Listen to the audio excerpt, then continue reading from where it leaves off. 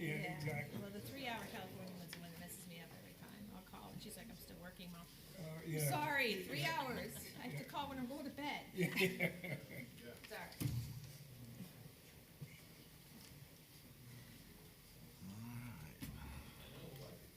Look at this chair. It's had a tough time with the table, hasn't Talking it? about Brown, They're the all chair, messed he with was, that.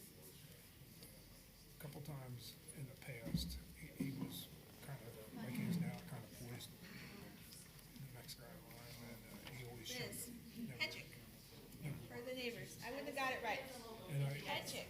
Who don't knew? know why I never asked him, but I think he'd be good at it, but I wouldn't have guessed that either, so. I don't think he wants the responsibility. I told him, I said, you're next. He goes, nope. Nope, not happening. Here comes your savior.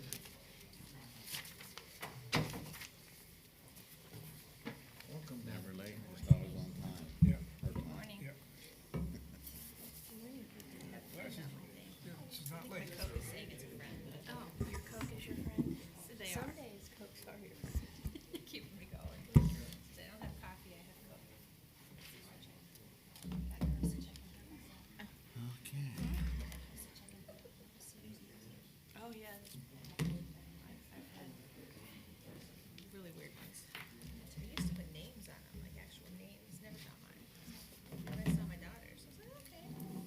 Everybody's happy on the left, so I guess we're about ready.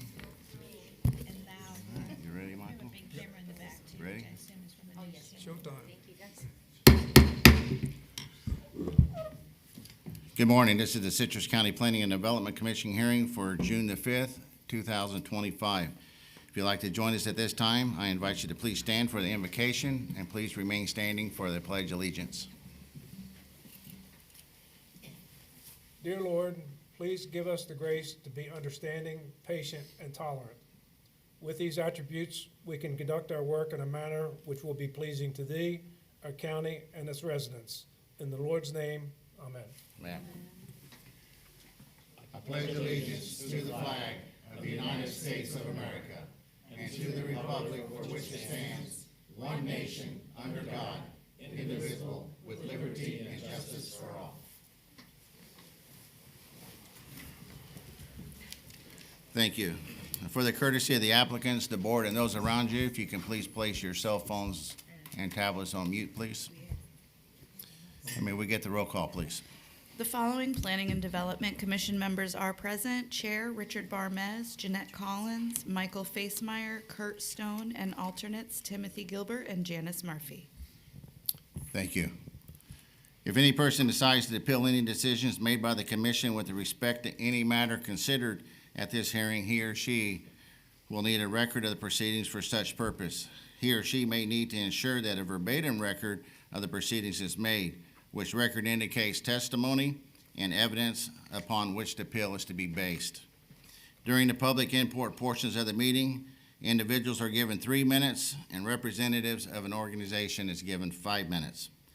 When anyone wishing to speak comes to the podium, please complete the yellow form to hand to the recording secretary, and please print your name, address, and the number of the application on the yellow form. The yellow forms can be found at the podium by the door, and if you're representing an organization, a letter of authorization must accompany the speaker. Comments will be limited to the topics being heard, so please state your name, spell your last name, and give your address for the tape record.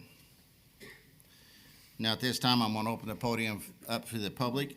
This is an opportunity for you to come forward to address the commission on any issues that you may wish, but this is not the time for any applications that's being heard today. So if you want to speak on anything, with the exception of the applications today, the podium's open. Anyone? All right, seeing none, this time I'm going to close the public portion. We do not have any minutes to approve. Do we have any staff announcements? None at this time, thank you. All right. Ex parte communications from Madam Attorney.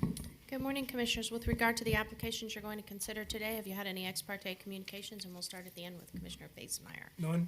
Site visits. None. Site visit. None. Site visit.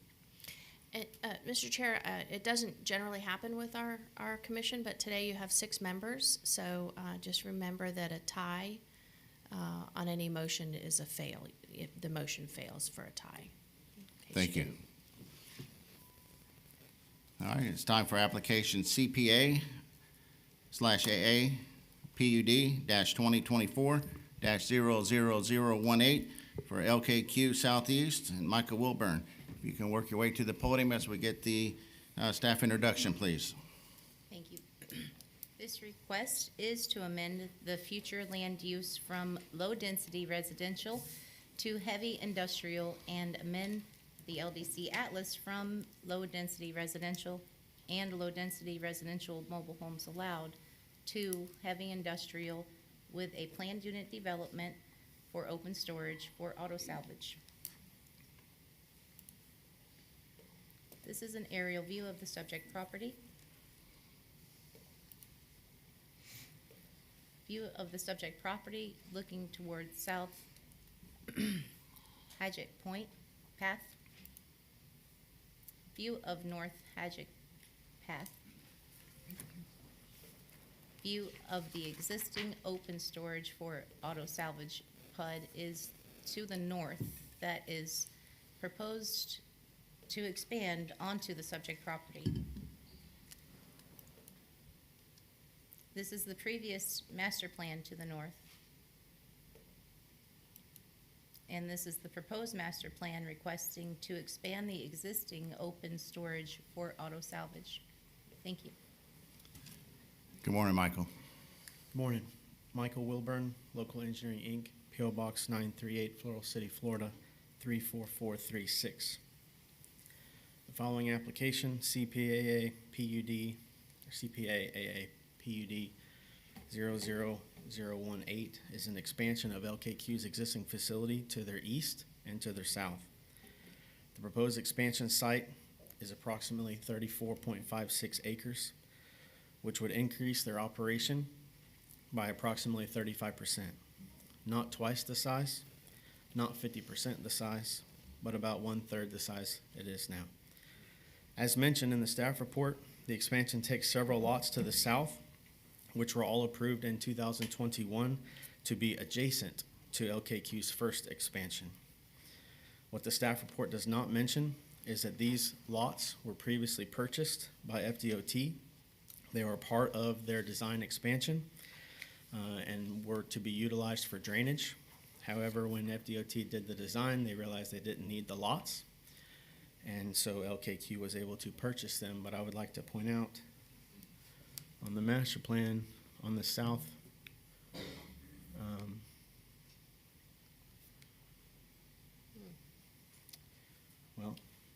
in the southwest corner of that, you can see the future, right there where that mouse was.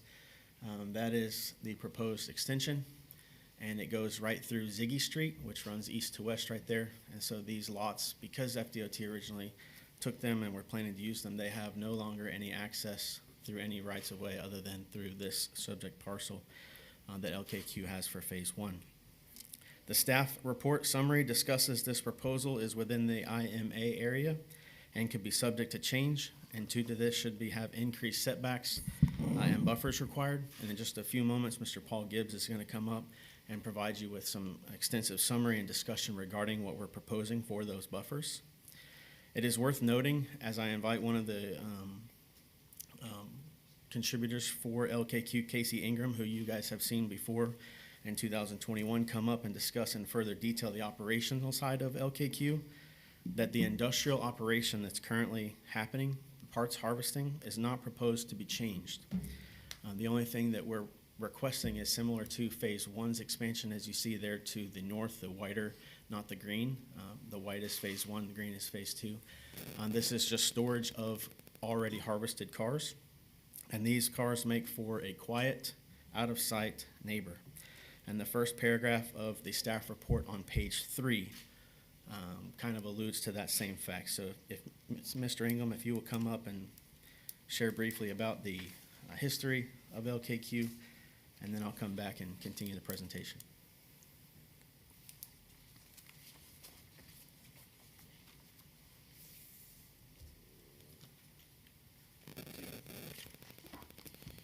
Good morning, Casey Ingram for LKQ, INGRAM, 8893 West Sula Lane, Crystal River. As you may or may not know, Damron Auto Parts opened in the mid-1970s, consolidated in with LKQ 1998 at the Crystal River facility. We are a nationwide automotive recycling facility. The location in Crystal River originally started as a 38-acre facility. As Michael said, in 2021, we expanded the phase one that you see listed in white above. Our current proposal is to extend to the south, allow for further storage of vehicles post-dismantle. Our location, production would not change. Our business model stays the same. All of our quantities stay the same. This additional land is going to allow us to hold our vehicles longer and sell deeper into those vehicles, making us more efficient business. So our location in Crystal River employs over 140 local residents, all full-time positions. Those are well-paying jobs that are above the county average. We comply with all local and state authorities in regards to EPA, DEP, OSHA, SWIFT-MUD. We're on stormwater discharge permits, and we monitor that on a monthly, quarterly, and yearly basis, both internally, and we also use an outside consulting firm to monitor those results and ensure that everything is in accordance with the policies. All of our dismantling facility is located on our original 38 acres. All of our dismantling takes place under roof on concrete. We are operating a closed loop system that recycles all the fluids that are extracted from the vehicles. All those fluids are held in double-walled tanks, and then they are recycled according to the product that it is, whether it be fuel, oil, antifreeze, all of those are recycled. LKQ does have a green yard here in the state of Florida. Many years ago, the state of Florida had a program where the salvage locations could comply with certain criteria to be considered a green yard, and we actually are considered a green yard. LKQ does have them here in the state of Florida. The program's no longer active through the state. It's something that they did away with a number of years ago. That is the information that I've got for you guys today. So, any questions? And we'll reserve until you're complete. Thank you. Thank you. Our legal counsel has suggested that it may be wise to provide the board with a little bit of background for some of the key presenters in this project. So, as the engineer of record, I received my bachelor's degree in engineering from Florida State in 2007 and have been licensed through the state of Florida for a little over 12 years. Over those 12 years, I've also received 4 master's degrees in various schools and completed a doctorate of philosophy 7 years ago with a dissertation in the field of construction and remodeling. Along the lines of construction, I've also been a licensed contractor in the state of Florida for just over 20 years. And my scope for phase 1 was to be the engineer of record, and for phase 2 will also be the engineer of record. And so I'd like to talk to you just for a few moments before we get into some of the buffering about the engineering side of this design. As you'll note, phase 1, which is again in white on the north side, those ponds are proposed to stay just the way they have been designed. Phase 2 will expand the pond in the middle, and that's where most of that stormwater will go. The project is located within a closed basin, which requires 100-year storm event criteria. We are proposing to meet and exceed those requirements throughout the entire project site for phase 1 and for phase 2. There are no additional connections to any roadways. The existing roadways that are there now will remain as is. I'm not proposing any additional cuts or curb cuts on 486. There's no discharge points. I know the staff report kind of makes mention of this, that we would have to comply with this. In the center of phase 1, you'll notice there's kind of like a grayed out chunk that's missing from the project site. It kind of comes into our site. That is a county maintained retention. And as you can see from phase 1 and the proposal for phase 2, we do not touch that in any way, shape, or form. We're not proposing any discharge into that. We're not proposing to use that in any way, shape, or form for any type of storage capacity or stormwater volume. So now, I would like to bring up Paul Gibbs to begin the discussion about the buffers and how we're proposing to handle the setbacks and what we're proposing to do for our buffers.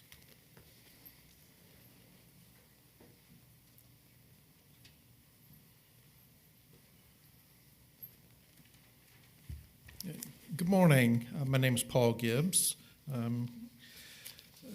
Landscape architect in Ocala, Florida. As Mike said, we've been asked to give our credentials relevant to the subject matter today. And as a landscape architect, I'll be presenting mostly about the buffer situation. I am president of Community Land Design, located in Ocala, Florida. The company started 25 years ago in Citrus County, but is now located in Ocala, Florida. I was previously a resident of Citrus County for almost 50 years. In fact, that was when I moved here, 486 did not even exist. In fact, most of the development in the county didn't exist. I think we had about 30,000 population at that time. I am a professional licensed landscape architect in the state of Florida since 1987, so I've been doing this for a little while. And most of my professional experience has been in Citrus and Marion County land development code type projects. All right. One thing I do a lot of for engineers like Michael and others is I prepare the landscape code plans. When a commercial project comes for permitting, they're required to do a landscape code plan, and that includes landscape buffers, parking lot landscaping, tree preservation, tree mitigation, and such. So I've prepared well over 100 of those over the years. In fact, I think I have 3 in the system right now that's being reviewed. Anywhere from a small 1-acre medical office center to large-scale shopping centers like a Publix, resort hotels, et cetera. So I've done all types of scales for that. Another thing I do related to buffer landscape standards, occasionally I'm called to projects such as this application to prepare specialized exhibits and testimony relative to the buffering conditions between different uses. And one example was the Holder Industrial Park, where we proposed the industrial, and one of the boundaries was adjacent to rural residential. And I did that project with Clark Stillwell, who's here today. And what we proposed on that one, to meet specific site conditions, we actually proposed an alternate buffer to what the LDC standard stated. And so we had to show a lot of exhibits and explain how it would still provide the necessary buffering. So, and that was approved. And I've done that for other projects as well. And the key was, we provided the alternate buffer design, but we achieved the same goals that the LDC requests. I have toured the LKQ property, and I did get the tour of the existing original facility, the warehouse, disassembly building, the phase 1 vehicle storage area that's finishing construction right now, as well as the phase 2 site that we'll be talking about. Does this advance the slides? No, would you like your PowerPoint up? Yes, that'd be great. You can see if you can push the button to move it forward. All right, the white one or the top one? I'm not real sure. Okay, I can The certainly, one to the right with the arrow. okay. There we go. Okay. got it. Okay, we'll just keep it right here for right now. Couple observations from the site visit. The storage yard is stabilized parking. Used vehicles are arranged. Should be able to work. Yeah, and if we can go to the previous one, and then I'll move on. You'll see here in the upper left corner, you're seeing the bottom edge of the existing vehicle storage area. It looks just like a parking lot, like you'd see at the Walmart or the Target, and that's essentially what it is. It's used vehicles. Just north of that parking area is the disassembly building that was mentioned. All the what I would call the noise generating disassembly work is done inside the building. Where the LKQ logo is on the screen, you'll see the white sandy area. That was taken, I think, maybe about a year ago, and that's the phase 1 area. And the phase 2 area is the wooded area just south of that. You're also seeing south of phase 2 the Suncoast Parkway and the DOT, one of their DOT drainage ponds. This shows the phase 1 and phase 2 site in the bold blue outline. Basically, the north half of that is phase 1, and then the south half is phase 2. The area in pink is the Suncoast Parkway that's under construction. And then you'll see again the disassembly building and the existing vehicle storage parking areas. I will mention, and this was a question. This is one of the first questions I asked. Is the work done at nighttime or is it all daytime work?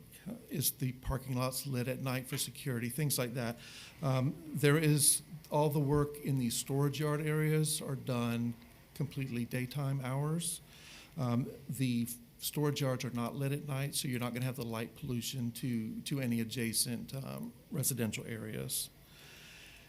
And just for purposes of scale, the distance between the vehicle disassembly building and the closest residential parcel that's adjacent to phase 2 is about 1,800 feet or a third of a mile. So, we're quite a distance away from where most of the actual activity takes place. All right. I'm going to change slides. And this, again, the property outlined in the bold outline. I just want to be sure y'all are oriented properly. The north half of the blue area is the phase 1 area. It's already designated as industrial land use on the county GIS mapping. And then the yellow parcels on the south half is the phase 2, which is part of our application.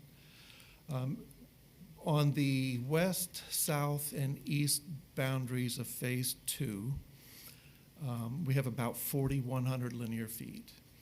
And about 50% of that is adjacent to lands owned by DOT.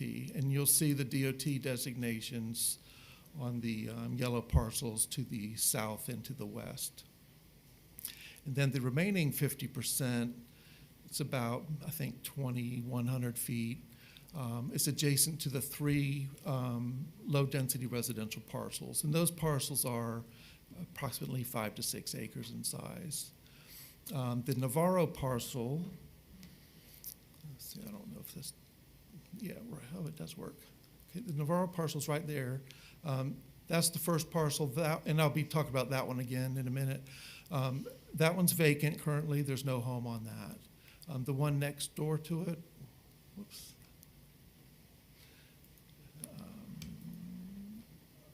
Okay. Anyway, the one with the little blue house, that's the camp parcel. It's owned by, and that house is new, and they just got their CO in February of this year. At the corner is the parcel owned by the Good family, and that one's vacant. And then north of that is the Langley parcel, and that house is about 190 feet from the phase 2 property line. All right. Okay, I'm going to see what slide I need to go to.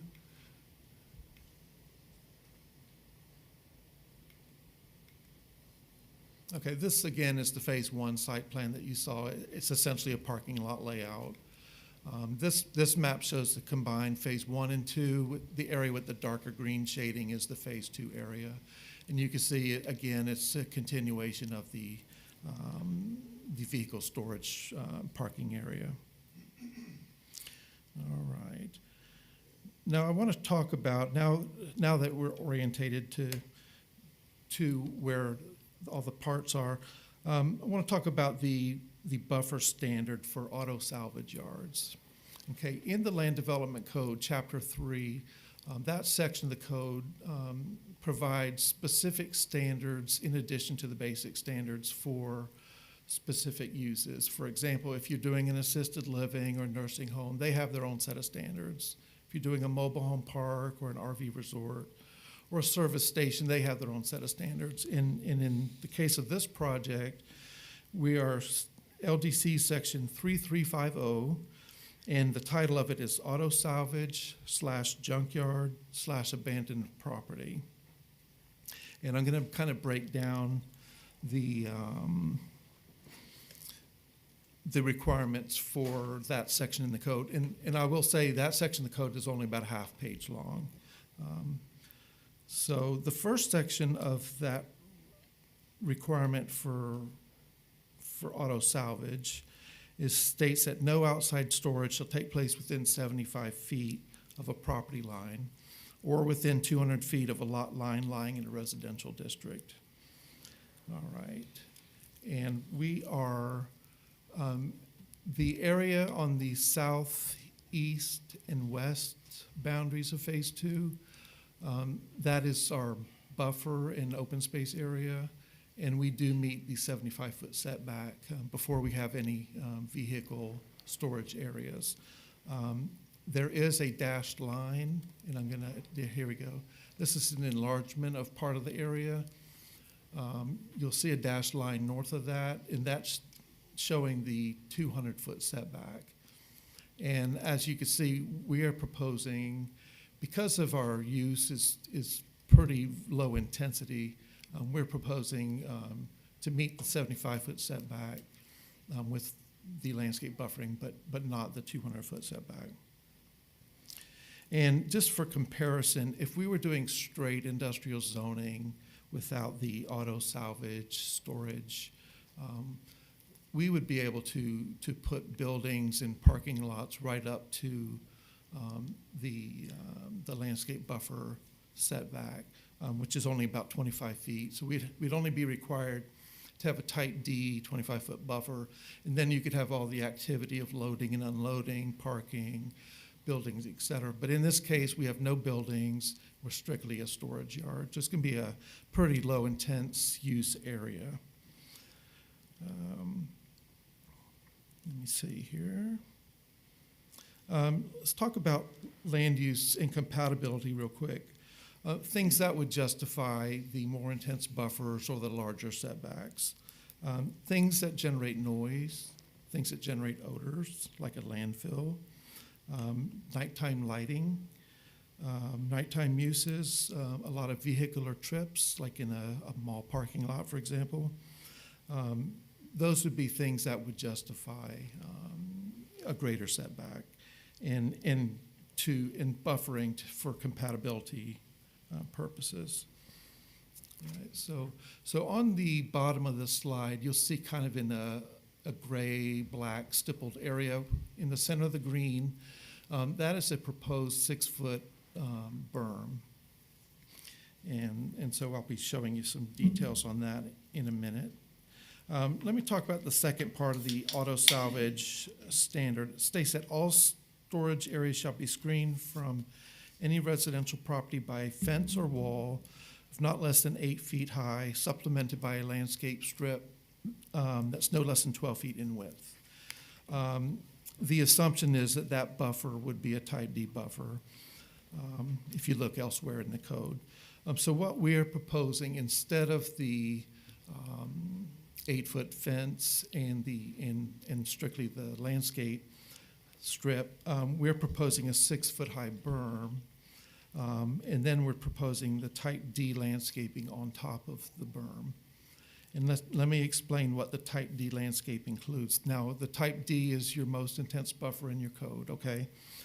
It requires 6 trees plus 12 conifer trees, which are like pine trees, cedar trees, things that bear cones, per 100 linear feet. And then in addition to that, it requires a continuous hedge that after 1 year of planting must reach a height of 4 feet and be maintained thereafter at a minimum height of 5 feet. So if you can imagine the 6-foot berm that we're proposing, plus the 5-foot hedge alone, we have 11 feet of buffering, and that's probably about the height of the ceiling in this room.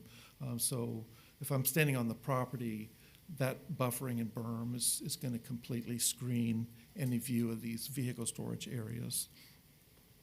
Let me go to the next slide. Okay, this is the south and east part of Phase 2 boundary, and this is where we're adjacent to the 3 residential parcels that we talked about. Again, the berm continues along that entire boundary. So we have the 6-foot berm. In addition to the berm and the landscaping I described, because of the slope of the property and to make this a functional parking type area, the engineer has graded the site in such a way that we're essentially, the best way to describe it is that we're cutting into the hillside.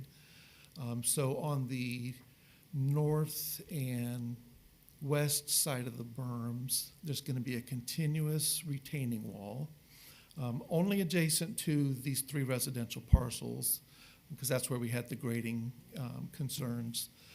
So in that wall, per the engineering plans, is going to range anywhere from 1 foot to 8 foot in height.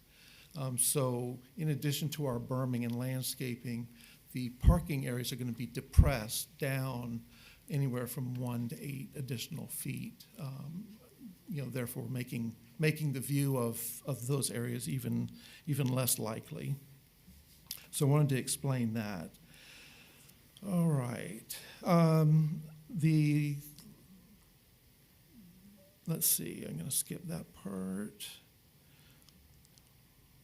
All right, let's go to these cross sections, and hopefully this shows it a little bit.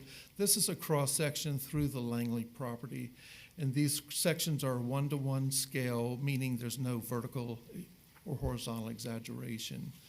On the Langley property, I'm showing the barn. They have some kind of storage barn that's relatively close to the property line. It's a garage. Thank you. Okay, and I saw it. I have a picture of it. And that's closer to the boundary line. And then their house is, like I said, it's about 190 feet to the right of that. Their house is elevated a little bit relative to the LKQ property. So in the case of the Langley property boundary, we are proposing a 6-foot-high fence. Yep, 6-foot-high fence. Ma'am, if you can let him speak, please. Thank you. Yeah, we're proposing only in this location a 6-foot-high privacy fence to ensure that that they have the additional screening. Because like I said, their house is elevated slightly relative to the LKQ site. You'll see the 6-foot berm. You'll see some swales. You'll see the type D landscaping, and everything is to scale.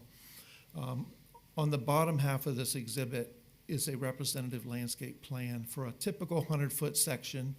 That is showing 100 foot by 30 foot in width. The 18 trees we talked about are shown, and as well as the continuous hedge.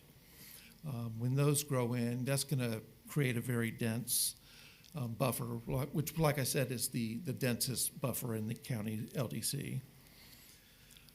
So that gives you an idea of that. And in their location, that retaining wall is about 3 feet in height. And then this is the cross-section through the Navarro property. And that parcel currently does not have a home on it. But the main difference in this one is the The retaining wall at their location is the full 8 foot in height. So you could see the cars in these vehicle storage areas.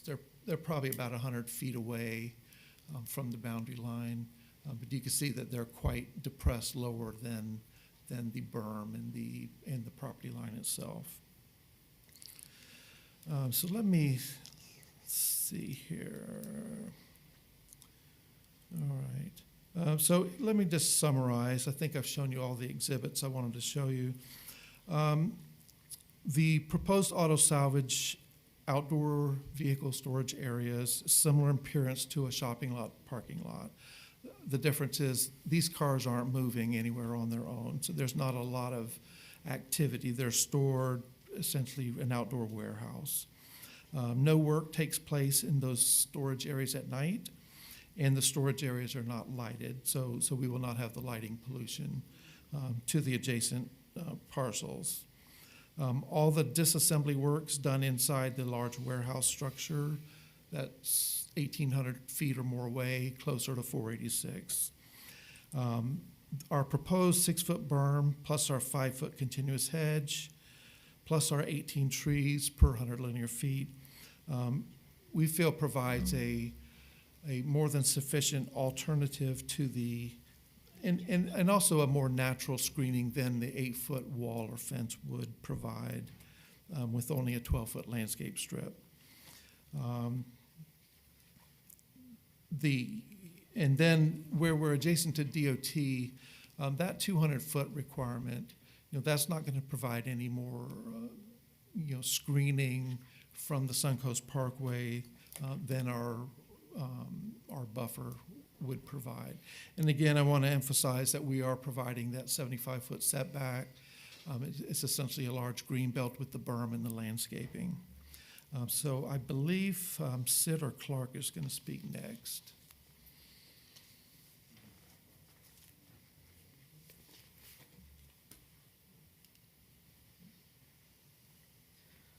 I think we're going to hold and conclude our portion of the presentation. So if any of you guys have any questions for anybody who presented, we'd be happy to answer them at this time.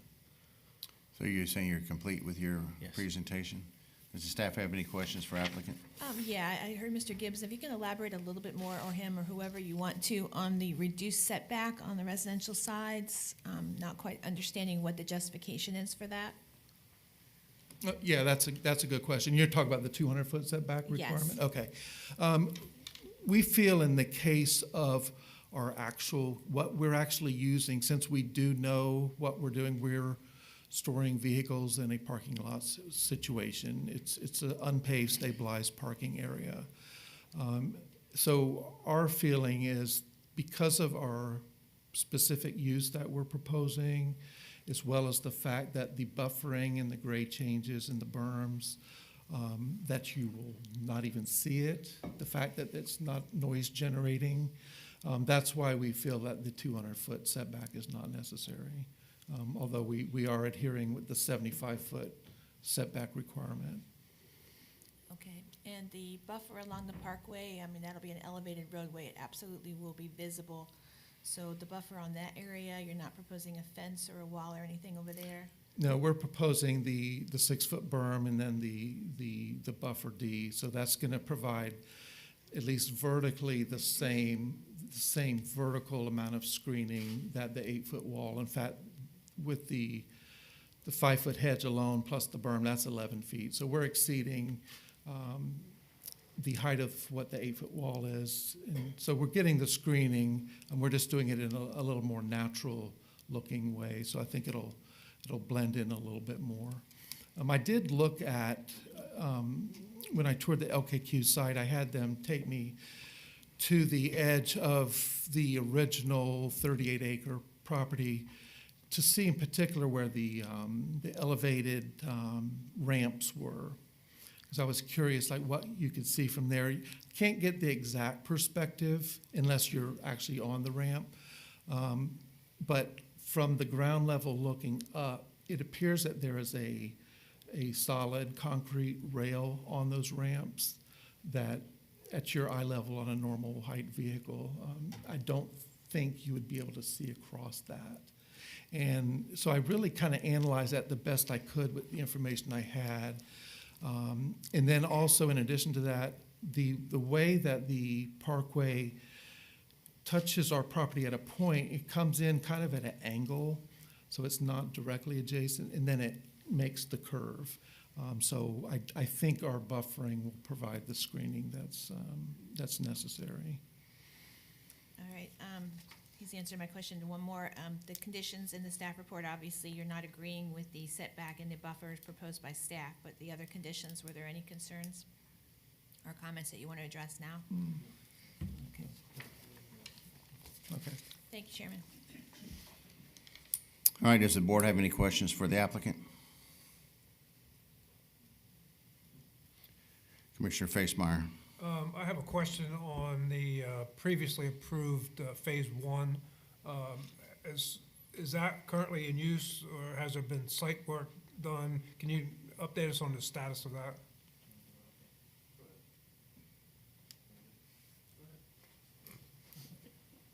I think he wants you to do it.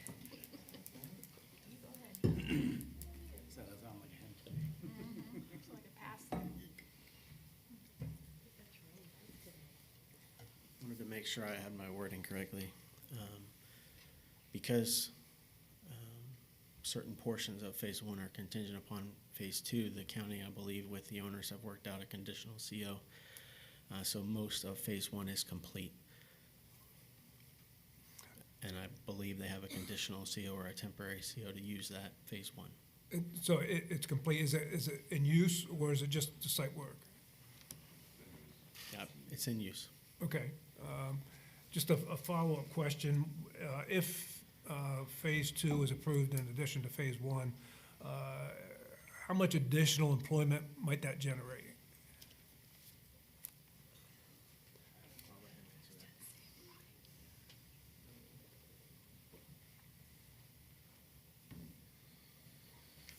Less than 10% of our current staff.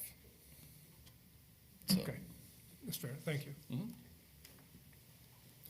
Any other questions from the commission? I have a couple of questions, Michael.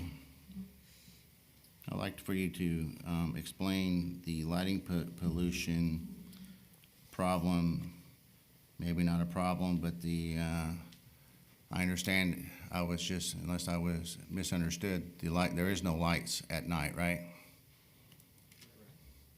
You guys, somebody needs to come to the Yeah, I mic need and somebody at say the that. podium to answer the questions. We're nodding. Like, Somebody. you do it. No. That is correct, and that was one of my first questions when I visited the site. Are the vehicle storage areas lit at night? And they confirmed that they are not, and there's no work or anything done in those areas. No as well. security No lights? No security lights. No correct. nothing. Correct. So then it's fair to say that if you go by there at night now, Phase 1 is dark at night. It should be, since there's no lights out there. Have you ever driven by there at night? Yes. Thank you. And then the next thing, how much additional traffic is this going to bring to the area?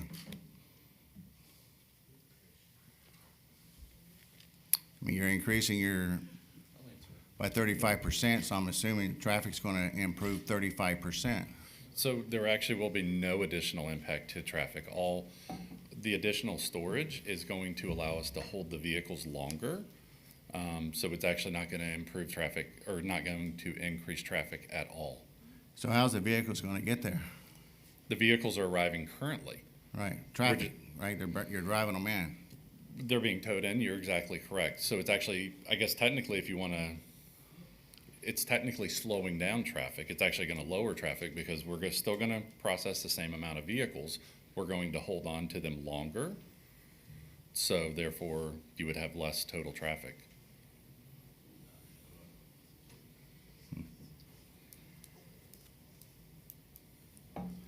Okay, that's all I want to have right now. I'll rephrase for staff. Mr. Chair.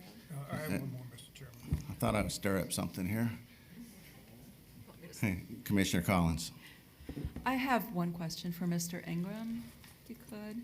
We did receive one letter from a person who was concerned with the environmental status of this type of use. Mhm. And of course, they gave us an example of the different EPA fines that have been received by LKQ. In this case, this is LKQ Southeast Florida. Have you had, and I would just be the existing facility, any environmental related offenses to this site? No, ma'am. Thank you. No, we did have, just to add a little clarity, we did receive 2-3 weeks ago, we received a site inspection from EPA. They toured the facility, looked at what they wanted to look at, left 30 minutes later, and gave us a clean bill of health. They had no issues at that point in time. Thank you. Am I allowed to step away? Com- Sir? Somebody's got to be there. Okay. Commissioner Facemeyer. Sorry. I just have a quick question, and county council can correct me if this is out of line. The strip of property along 486 Norvell Bryant that's zoned GNC, is that part of your footprint? The undeveloped where the cows are? No, it is not part of this development. It's pieced out. So when you saw Someone else owns that? correct, a different entity. When you see phase one on that map, to the north of that phase one to the highway is the GNC. Yes. That's not part of this. Okay. All right, any other questions from the commission? Commissioner Stone. This, put it there for you. Does that thing work? I guess it works. We'll do karaoke. Yeah. Presumably, the equipment that you use to move these car hulks around, I don't know, forklifts or something like that? Yes, sir. I presume it uses backing bells, right? I'm sorry, it uses what? Backing bells? Oh, yeah, reverse sensors? Yes, sir. Okay, and so that would be pretty prevalent during the daytime. Yes, sir. Okay, thank you. Yes, sir. All right, any other questions from the commission? All right, thank you. Thank you. And we get the staff to come forward, please.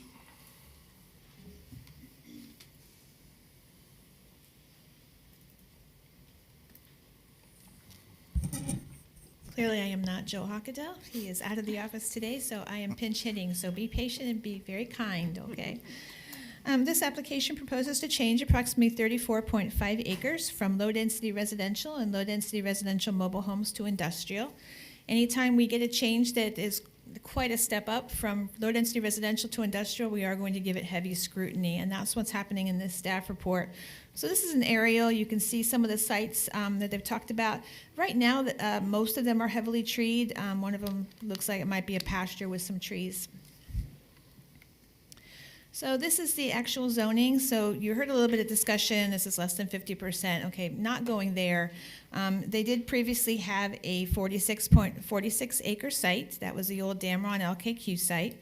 In 2021 and 2023, they permitted it, but 2021, they expanded for 24 acres. That's the phase one that you've heard about to the north. So when you're looking at this particular site, this site right here wasn't industrial until 2021. That's when they had the expansion, and that's the same thing on the flume. That added another 24 acres. This would add another 34 acres to get them a total of 105 acres for this particular operation. And you can also see on this map, they are extending heavily into the LDR section. So it's all LDR, low density residential. That's our lowest density in the planned service area.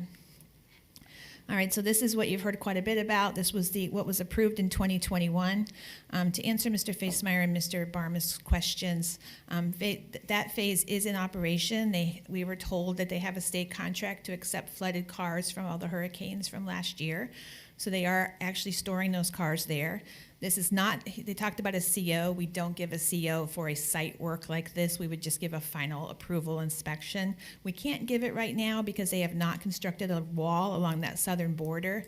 If this application is improved, the wall won't be necessary because it would be between the existing and the new sites. But right now it's in partial operation, but it hasn't had final approval because of that wall or the outcome of this application if that removes the wall requirement. But in 2021, they were approved to have a wall on the entire southern boundary where it abuts residential, and that is not in place at this time. All right, so this is the new area that's proposed. are some significant changes with this, and I'm going to go over that as far as deviations from the Land Development Code. Yes, these are rows of parked cars. You're correct, they have to be towed in. I heard one of the applicants say it's like a parking lot. It's not. These are wrecked cars. These are flooded cars. You know what a salvage yard looks like. And good point about the backing and the towing, et cetera. This is not a parking lot in any way, but it's also not a place where they're crushing them or anything like that. That's actually done in another phase of the site. So I love this slide that Mr. Hockadale put together. The red that you're seeing here, this red line right here, is the 200-foot setback requirement to residential. They don't want to do that. Instead, they want to do a 75-foot on the south boundary. So that is the kind of purplish way down here. You can see that's where the scope of the limitations are for their use. Instead of this, the 200 feet. And the same thing over here, they want to do 120 feet, which is that blue, instead of the 200 that's in the red. Because of the significant intensity of this particular site, staff absolutely feels that the 200-foot can be met. Yes, they'll lose a lot of acreage. It's a huge site. But the 200-foot, there just seems to be no justification for that other than they want to use more sites. Now, the other thing they're asking for deviation for is the no wall. Our type D buffer requires a wall. Previously, they had to put a wall on that southern border. They don't want to do a wall at all. You heard Mr. Gibbs' explanation. He is incredibly good as a landscape architect, not questioning his skills in any way. I think I'm stuck. I think I might have broken it. Let's see. Oh, there we go. However, I think that a berm, a 6-foot high berm, which is going to have to be cleared because they have to create it. So all those trees that you're seeing in pictures are not going to be there because they have to grade it and make it 6 foot high. Then they're going to put a type D buffer on top of it. I agree that it's a big wall. It's probably going to be very, very expensive to do this, but this is a huge industrial site now extending into residential. So the setback and the buffers along with the wall are what staff is recommending.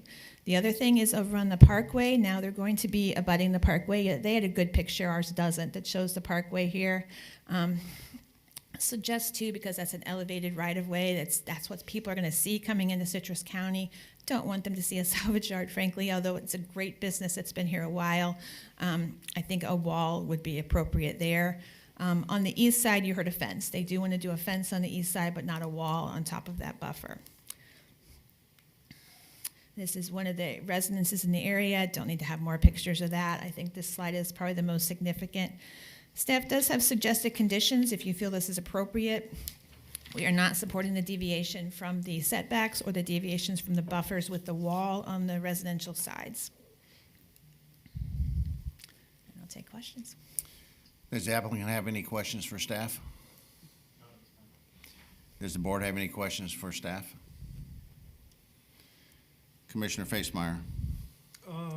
Joanna, are you aware of any complaints, environmental, noise-wise, outstanding complaints, or even complaints in recent years about this operation? In my position, I wouldn't be. I do not see environmental complaints in any way. Noise complaints through the Land Development Code probably wouldn't apply to this site as an industrial site. I wouldn't see them if there were, unfortunately. I don't know. And a final question. You indicated that the county does not support the less than 200-foot setback. Would the county entertain the possibility of a higher berm, higher fence, shorter setback? It's a heavy industrial pushing into residential, so I want as much mitigation as possible. If we have to split the baby and do something like that, sure, but this is pretty significant. So I think if it's going to be considered, we need to try to put as much safeguards for the public as possible. Thank you. Joanna, you talked about phase one in the CO. Why would we give them a CO? I understand the fence that abuts phase two, but why wouldn't we require them to, or did we require them, they just haven't done it yet, to put the fence on the perimeter of phase one? in the areas that they're already required. Right, it's not a CO, we don't give COs for Wow. site work, but they can allow the operation, but they haven't put the wall in. They've done everything else, they've done their stormwater, engineering has signed off on that, they had some collapses in the pavement they had to fix, et cetera. So they've met all of that, so they are being able to use this. It was an emergency because of the hurricanes last year. They do still need to put the wall in. If this application is not approved, we're not going to be able to do a final sign-off, and they can't push back to that rear area until the wall is in place. So is the county satisfied with the lighting question answer that I had for them? I'm not aware of any lighting. We certainly haven't permitted lighting out there. I'll admit that I do not go there at night, so I don't know. There weren't any on the permits. All right, any other questions from Commissioner Collins? Joanna, can you, with the 200-foot setback, there's some of the FDOT owned land, and then you've got the private residential LDR lands. Can you show on there perhaps all the FDOT lands and where, I think it changes where it starts curving back up? Right. That was Yeah. actually in their PowerPoint and not in ours. Right. It was a very good one, but you can kind of see it here too. Right here. See, there's the parkway, and this is actually proposed. It looks like it's a drainage area, and the parkway boundary is right here going up. Okay. So I think that they have acquired some of this property right here as well, because it is immediately adjacent to it, and then right here. And that was not on our slide. Our slides, our GIS does not yet show the parkway. Okay, so you haven't confirmed that those are actually all FDOT owned? They are FDOT owned. I can say that they're this area, and right here is FDOT owned. How far it goes this way, it's on their slides. I'm not Okay. doubting the ownership. Okay, thank you. Any other questions from the commission? That it? Nope. Okay. All right. Thank you, Joanna, or Joe. Joe, All right, at this time, the public portion of the meeting will now be open. If there's anyone present who would like to speak on this application, please come to the podium. As a reminder, individuals will have 3 minutes and organizations will have 5 minutes. When speaking on this application, please address this board. If you have any documentations that you want to be entered into the record, please provide a copy to the recording secretary.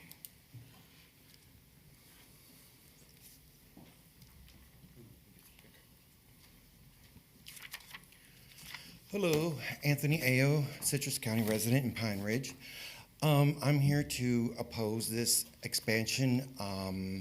I don't know what's going on. All I know is I'm driving today, just coming here. I had to drive down Norville Bryant, and I saw the whole storage almost all the way down to the YMCA. And I'm like, what's going on? Did they already get the permit? Yet they already have cars there? I have no idea, but this is kind of crazy. So my main issue with this salvage yard is the aquifer. Okay, so I see we have a sign here that says we like people in nature to live in harmony, which is very important. Our aquifer is right underneath LKQ. And I want to know, is there a non-permeable barrier between the topsoil or the grass or the dirt that they have and the aquifer? Did they put one in? If not, why not? They do it at the landfill. They should definitely do it over there because even though these vehicles have lost all their, they've drained their oil and all the other fluids out of it, they're still rusting. And that's metal that's going into our ground. Okay, and I'm quite concerned about that hitting into our aquifer. So how are we going to do that? I mean, do you want to drink rusty water? I don't. Another thing, they say, oh, this isn't going to cause that much traffic. Have you been at 486 and 491 when these LKQ trucks come in? I mean, with all these vehicles, it's a mess. And those are huge vehicles. And that's a lot of wear and tear on our intersection over there and on 486. So that you need to take that into consideration too. And there's a lot of noise that's created by all of this work that's being done. I agree with the staff. We need to have that 200-foot barrier to keep and protect the residents, because this isn't a joke. This is really heavy duty industrial work that's being done over there, and our environment needs to be protected. Thank you. Thank you, sir. Next speaker.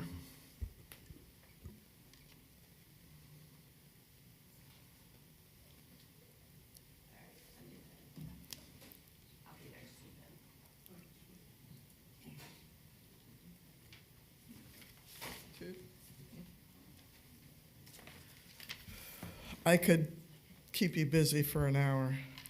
Hello, I am Teresa Waldron, 1550 North Hadjick Path, for 25 years. I came for the scenery, I came for the environment. I've enjoyed 25 beautiful years.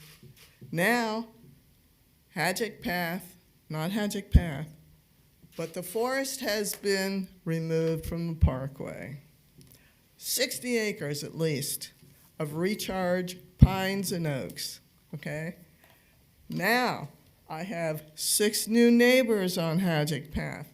That slide does not represent accurate homesteading. There are now 6 homes that have been built within the last 3 years.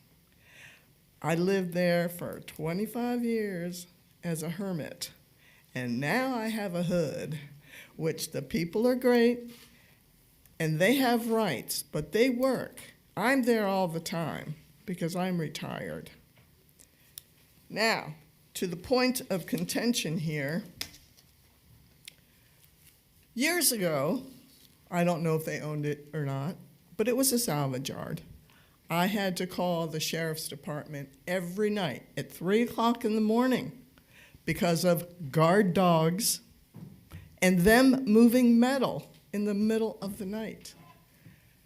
I live 341 feet from the southwest corner of Lot 1. I'm that house right underneath Navarro's property. So I can hear it. I can hear semis backing up on the parkway that are now on my west border. And they're 581 feet away from my property.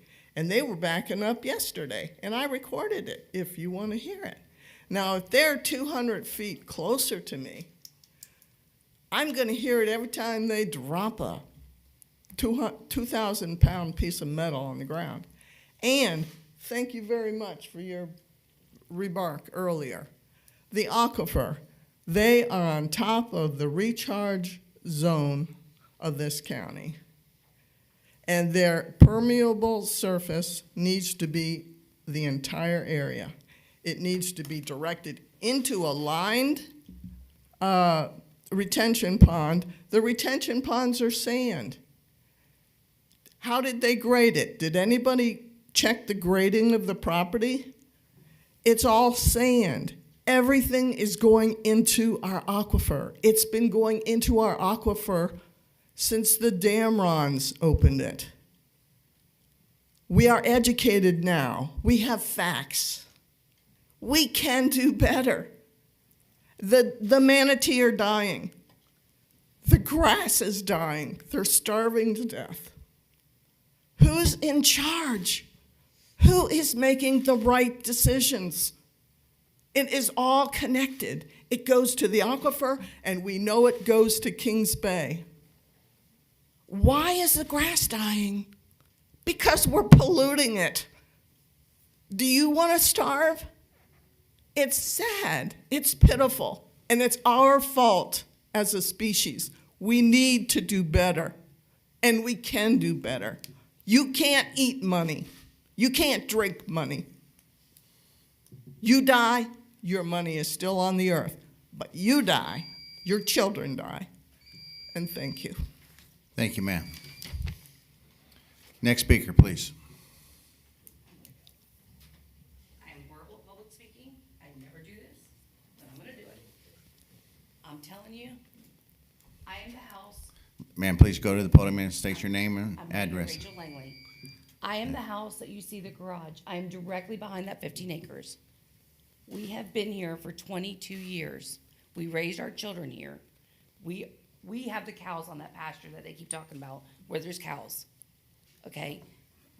For LKQ, Casey, we called you the other day. You couldn't give us any information. We asked you. Ma'am, you need to I'm sorry. talk to us, not to them. Okay, I'm just saying, we called him directly and asked him about this wall. We were told when they built phase one, I have pictures, I have videos of how bad we were impacted.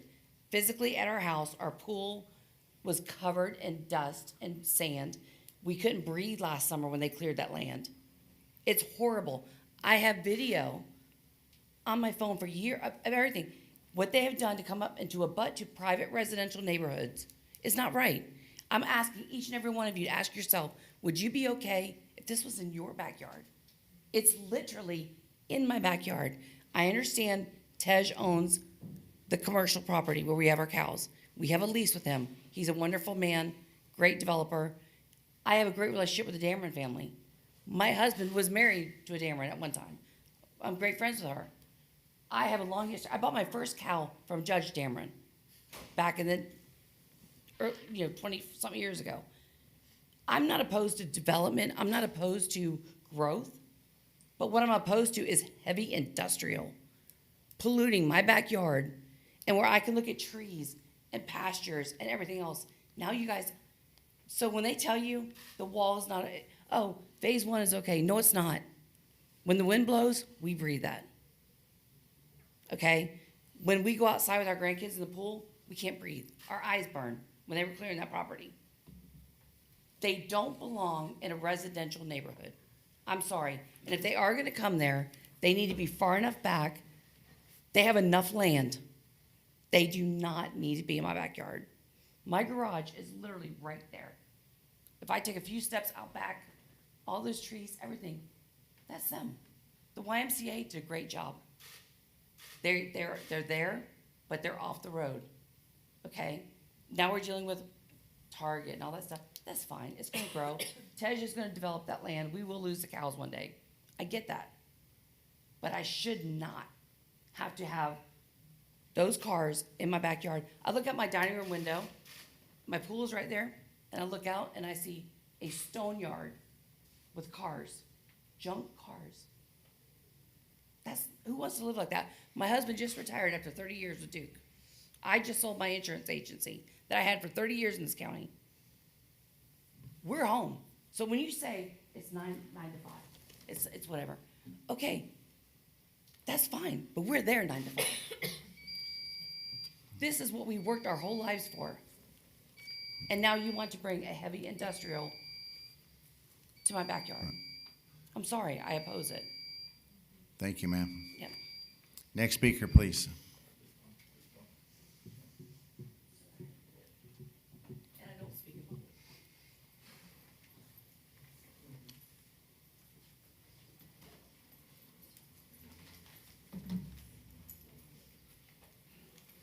Good morning. John O'Connor, 3835 West King B Street. I am definitely opposed to what Dameron's LKQ is doing. I did a quick search this morning prior to coming here, and I see that Dameron's currently is in 31 different countries and owns over 1,600 different businesses like this across the world. And they employ over 45,000 people. A very, very, very large company. I don't agree at all changing the PUD on this, as has been stated already today, in what can happen environmentally. I know the board's going off on fences, height of berms. I'll start right there. Most of you have probably driven 486, and you know the minute that you look either eastbound or westbound and look at their yard, you're passing parked cars for 3/4 of a mile to a mile in its current status. It's right there, right beside you. That is the front border of it, I understand that, but we're talking about the parkway and looking over the parkway. There is no fence high enough if you're traveling the parkway that you are not going to see this mega parking lot, because this is the very definition, everything that's been shown to you today, this is the very definition of a mega parking lot. You know that if you've driven back and forth.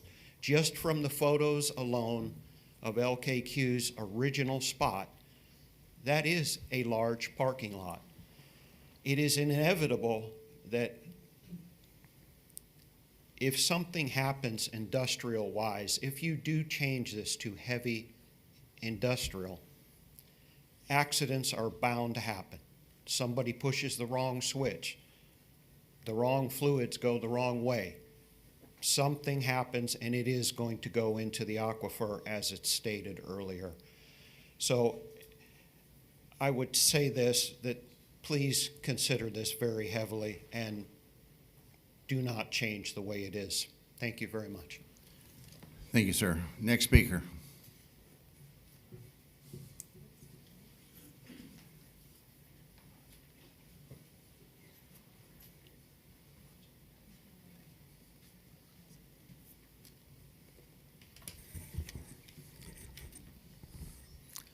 Hello, I'm Paul Darty, 3481 West King B Street.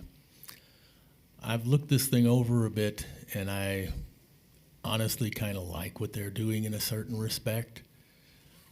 And I understand that it's going to impinge on a residential area, but I myself live adjacent to an industrial property, Wasik Sales, down on 491. Been there for 27 years. Never had a problem with them. They have a huge hole in the ground, which just about everything goes into. These folks at least are going to put in a DRA, okay? They're putting in a buffer, and you can argue about the size of the buffer. It may be bigger, maybe it's the size they've got, whatever. I think the real thing that you need to look at is possible future uses of the property if you go ahead and put an industrial heavy zoning on it. I will call your attention to a similar situation, not as far as the work done, but the kind of zoning in Crystal River that used to be Metals Incorporated, and how that was at one point built right next to the intakes for Crystal River, the water intakes, and how that is a Super Act site. So yes, people are duly concerned about what might get into the aquifer and what remediations may have to be done, and they're quite costly. However, I think if this site were properly attended to, those could be minimized or even eliminated. If you check our landfill out in the middle of the state forest, it has all those nice 7 mil liners, but everybody and their brother knows that after a while those things crack and the stuff goes right into the aquifer. I'm not saying don't do this, but I'm saying have a care, look to the future. Again, this is kind of precedent setting. This is large for this county. I've seen operations similar to this down in Tampa. They abut right next to residential areas, and most people aren't very happy with them. But this could be an economic engine for the county, although they do say they're going to have minimal increase in employment, which was called out by one of the commissioners here. This is kind of a juggling or balancing act with this particular one. Have a care what you do, maybe write a few things into the PUD to force present and future potential ownership to maintain the conditions necessary for the county. Thank you. Thank you, sir. Next speaker.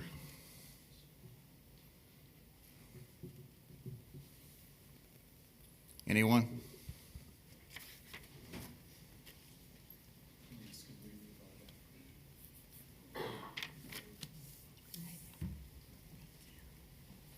Hi, Sharon O'Donnell, 20 South Columbus Street, Beverly Hills.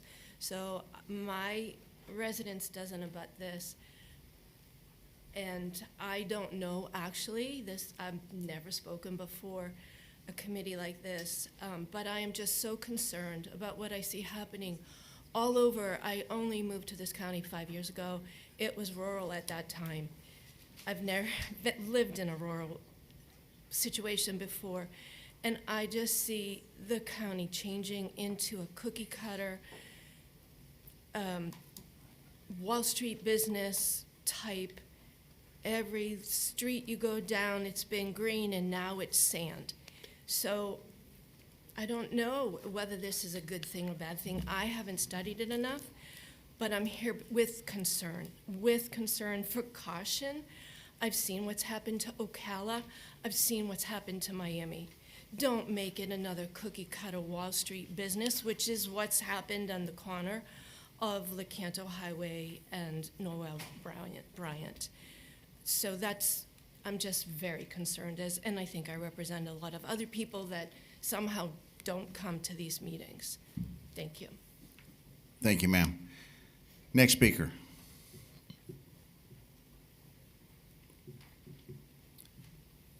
Anyone? Last call.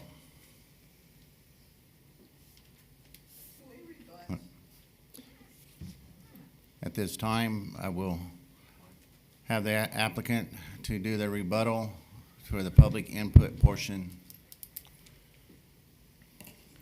I would just like to address one of the comments, and then Clark is going to come up and address a couple others, and Sid will come up and discuss the environmental concerns.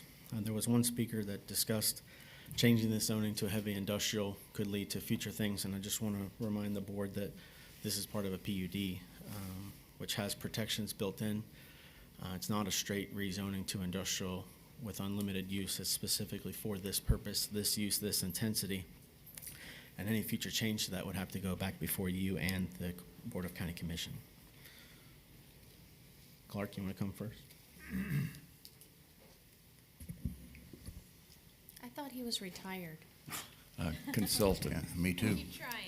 Good morning. For the record, my name's Clark Stillwell. My professional address is 8599 East Fort Cooper Road in Inverness, Florida now. Ooh. No longer the Bank of Inverness.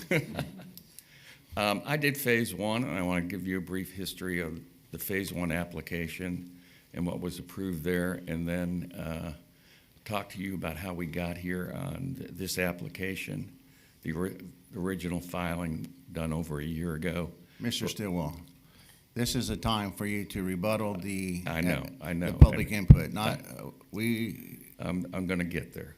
I'm laying a predicate. We'll make it fast, because we do not want to be entertained. We're here to rebuttal the public input. So, I'll cut to the chase then. Thank you. When we filed this application, I asked Paul and Michael to look at the elevations, okay? And to me, the only issue that was present from impacts off-site was visual. And what I learned very quickly was the current LDC standards of 200 feet in the wall, if you put those up, the people that own the property to the south and to the east will see these parked cars. So I challenged them to come up with a buffer system that would visually block 100% from those south and east boundaries. And that's what we presented.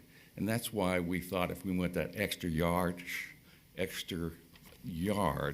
in addressing buffers, that we could request, honestly, the deviation from the 200 feet. The 200 feet is based on a flat piece of property here and a flat piece of property here, and you won't see anything. But this is not the situation. This is what you've got. So we had to go up, and by putting it closer to the boundary, you take the visual impact, which is the only impact off of this site. I can also tell you that on phase one, we asked for the same deviation, okay? And there were 5 LDC lots south of phase one, and that deviation was approved by this board, the Board of County Commissioners, with a favorable staff report. Do you have any questions? No, sir. Thank you. It's the time for you to rebuttal. Thank you, sir.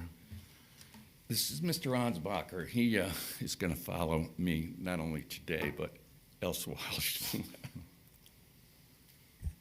Is that a warning? Sounded like a threat. Denise, coming from you, that means a lot. I, as you can see, have been around almost as long as Clark. I represent for 40 years various industrial recycling recovery entities throughout the Southeast and actually as far west as Utah. Also represent local governments, currently City of Port St. Lucie, which is equally as much of a commute as this is from my office in St. Augustine. Have done a lot of work in this county over the years. Have done work for David Stewart, have done work for actually Ted Williams, Stump Knockers, I think, Goodfellas, the Deans and other contexts. But I will preface what I'm going to say very briefly by acknowledging in advance Ms.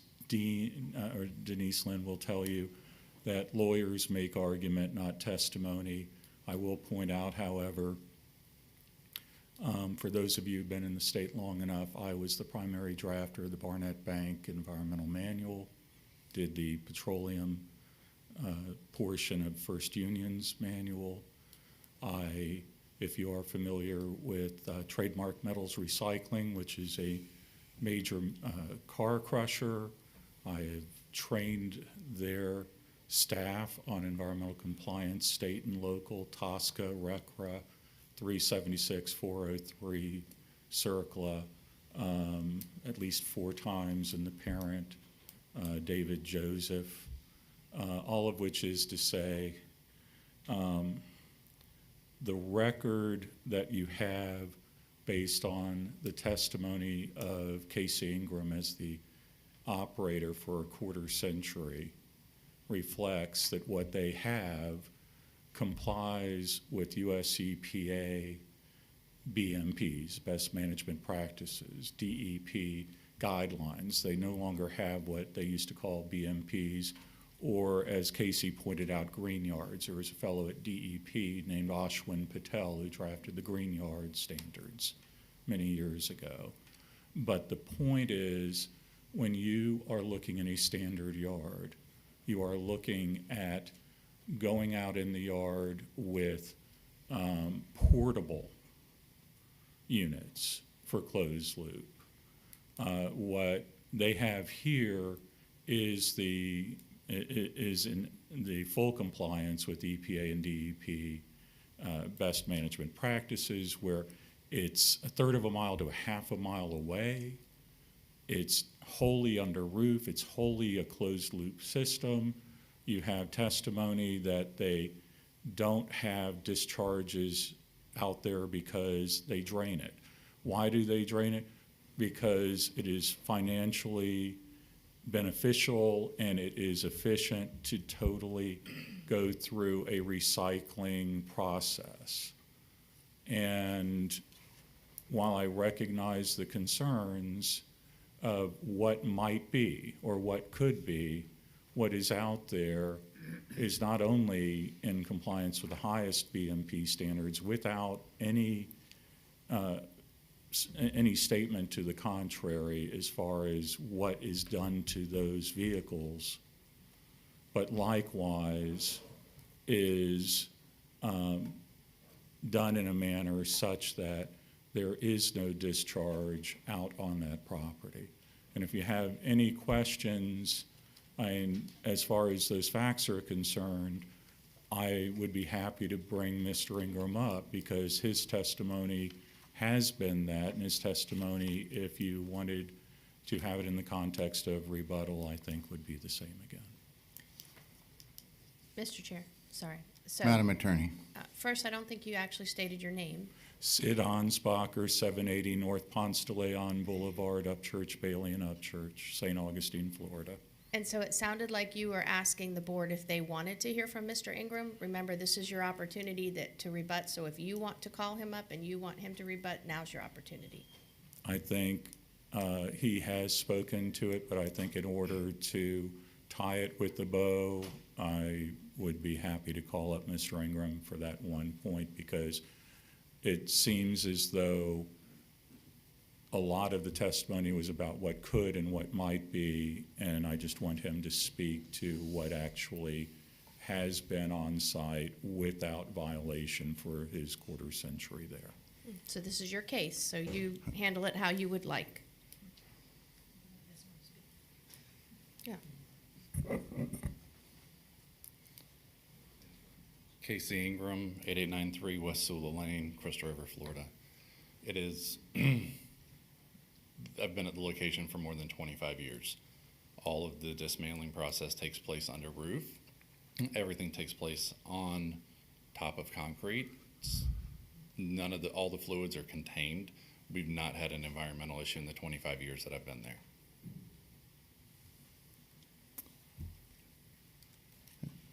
All right, thank you. At this time, I'm going to close the public portion of the meeting down, and I'll bring the discussion back to the board. I'm sorry, are they done? Yes. Okay, thank you. They are now, because I said they were. No. Well, just want to make sure they have unlimited time, so I want to Yeah, make sure they no, were through. they gave me the thumbs up. Thank you, Madam Attorney. So the discussion is back at the board. Who would like to begin? Commissioner Gilbert. Yeah, I'll start off. I just want to say that I'm not in favor of this project. I think it's a little too intense for the surrounding area. I fear even with, we're saying that it's going to be dark at night and no operation going on, I still fear there's that potential for it and no real protection for the surrounding area when it comes to that. I think it's too intense for the area. That's what I'll just start it off with for the discussion. All I right. just want to agree with him. Commissioner Murphy. Yep, I just agree with him on many levels. Mr. Chairman? Just a- I don't know, but we want to hear you, so. That would be typical to give me a dead microphone. You're good, you're good. Mr. Chairman, I don't think the question is that the applicant is running a good organization. They seem to be competent, they seem to know their business, they seem to take their, comply with laws and rules and environmental regulations. I think the question that we have before us is whether or not it's appropriate to allow expansion of heavy industrial activities into rural residential areas. And I think that's the question at hand, and I also will not be supporting this. Commissioner Collins. Thank you, Mr. Chair. I have somewhat mixed feelings about this. As proposed, I'm not supporting it. I would be more willing to consider just the designation of lots 1, 2, 3, and 4, which according to what was submitted would abut the Parkway property. I mean, the Parkway in itself is going to bring noise as a major highway. I would definitely be opposed to the redesignation of parcel, I believe it's 4100, 41000, which is the one that is at the very northern terminus of Hagic. So even though the master plan would protect this as this use, and you're right, if there's any changes, they have to come back to this board and then the Board of County Commissioners, you're still designating the property as industrial, which gives them a certain industrial entitlement. So even if this PUD was never developed and/or in the future they decide to change use, they're still going to have that industrial entitlement. Where they have to come back, the industrial is there. So for those reasons, I cannot support it as it's presented. Thank you, Commissioner Collins. Commissioner Facemeyer. Thank you, Mr. Chair. This application, like most that we hear, is not ideal. I think the applicant has proven over the years that they are a good corporate citizen, a good neighbor, maybe not to those that live nearby. I would be in favor of this, but it seems as though that the board is leaning otherwise. So anyway, that's pretty much my position, and I would vote in favor of it if a motion were on the table, but we'll see what happens. Thank you, Commissioner Facemeyer. All right, so I'm gonna start off with, I was sitting at this board when phase one was presented to us. I was not in favor of phase one, with the exception of our understanding was FDOT was going to put DRAs on the backside of the property to protect the LDR areas. Well, since FDOT has decided not to do that, and then LKQ decided to purchase the property, I'm definitely not in favor, because I could tell you, once it's industrial, and then you put industrial next to residential, then the residential becomes industrial. And I want you to sit in your chairs and think 20 years from now what that property is going to look like if it was all industrial. That's a beautiful part of our county, heading to the beautiful parts of our nature coast and to our shops and everything we put in. I know LKQ's done a fabulous job. I have no concerns with LKQ or the employees that they bring and the work. I think they do an excellent job. I think if they want to do an expansion and expand their business, we would like for them to stay in Citrus County, and there's definitely areas where they can move to. So I'm not in favor of this application.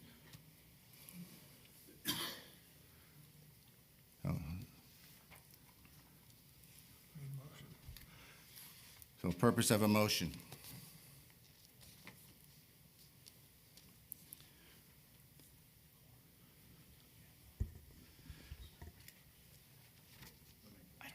The Planning and Development Commission finds application number CPA/AA/PUD-2024-00018 inconsistent with the Citrus County Comprehensive Plan and Citrus County Land Development Code, and this board recommends denial of the application to the Board of County Commissioners based upon the evidence and the testimony presented, and the staff report and the conclusions regarding this petition.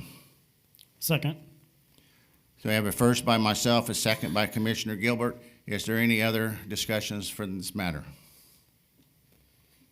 All in favor, say aye. Aye. Any opposed? Aye.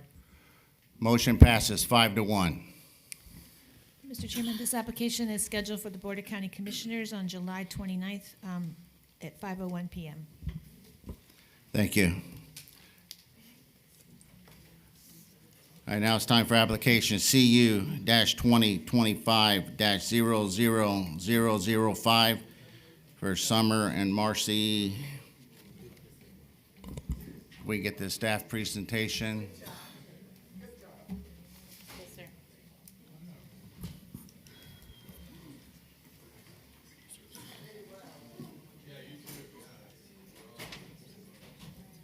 Yeah. Y'all want to take a break?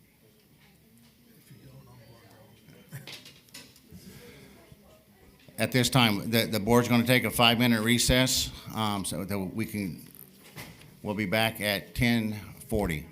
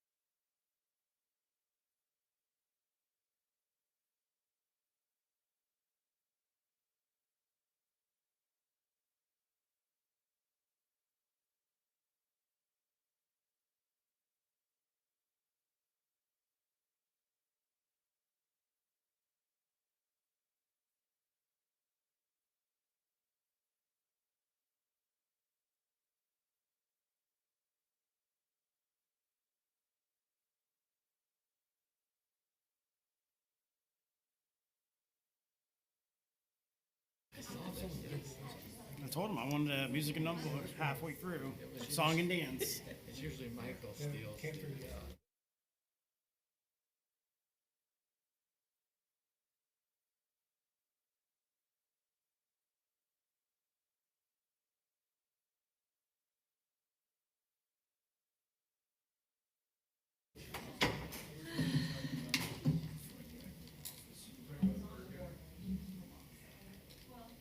I used to, I grew up with a guy, the last name was,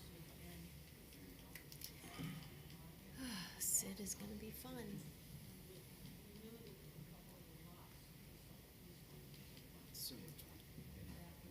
Jim and Heroes. They were, we lived in, they had no form. Clark's really changed his address, maybe. I know, it's crazy. That's how It's they a different address. I was like, wow.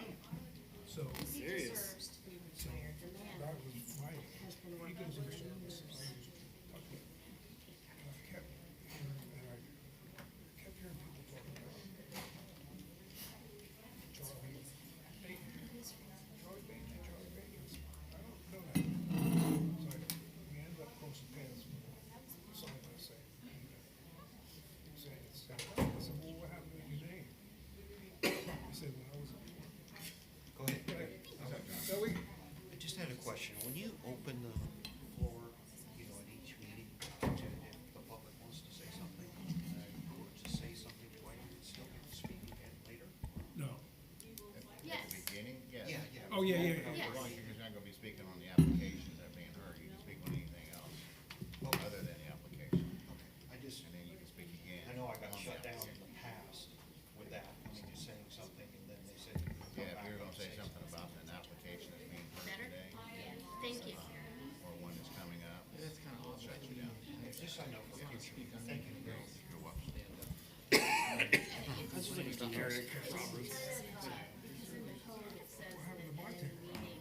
He said when I was in the Marines, every time it was hardcore, Stand up and say, I like the rats in the park. Yeah. kept saying, What's that got to do every with? place I went, That's acceptable. Bateman, he said, I just. Tell us. I was just about to say, have you not seen a BOCC meeting?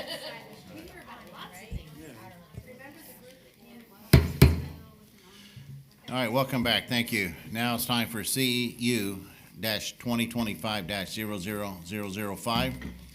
If we can get the staff presentation, please. This is a conditional use request to allow for a wholesale nursery in the rural residential land use. This is an aerial view of the subject property. This is a view of the subject property. This is looking north from the subject property across West Denellen Road. This is looking south from subject property. Looking east from subject property. Looking west from the subject property. This is the site plan as submitted by the applicant. Thank you. All right, thank you. Now we get the applicant come forward. Good morning. My name's Summer Ermatinger. Do I have to spell it? No. Okay. So I understand that the way you label the land is rural residential, but I bought the property in October of last year, and the sign, everything about it says general commercial. So when I came here and started doing the homework and learned that the future land use was the ROR, I didn't know what to do. I already purchased the property, we already have a ton of material, and I know my well is permitted. I only have a small, a shed on the property, but we kind of got stopped because I don't want to move any further, and to tick anybody off or anything like that in the county, we're not here to do that. We're here to, move this property along in the wholesale part of it, but I don't really know what to do, and I don't know the steps that I need to take because ROR and general commercial is two very different. I've had some help with Melissa. She's been out there and kind of told me the way this is going to go. And really, we're not out there to build more houses. And this property's been vacant for a very long time. There used to be a double wide on it when I was a kid. It used to be a watermelon field for a while. You know, there's existing well on the property that was there before us. There was a double wide that had been removed in the past. But other than that, it's just stayed vacant. There's really mature oaks on the property that we would like to keep there. We like a little more greenery in the area. But across from us, I don't know why we would have any problems. Across from us is a industrial storage unit. There's a substation for Progress Energy down the street. There's a fence company across the street.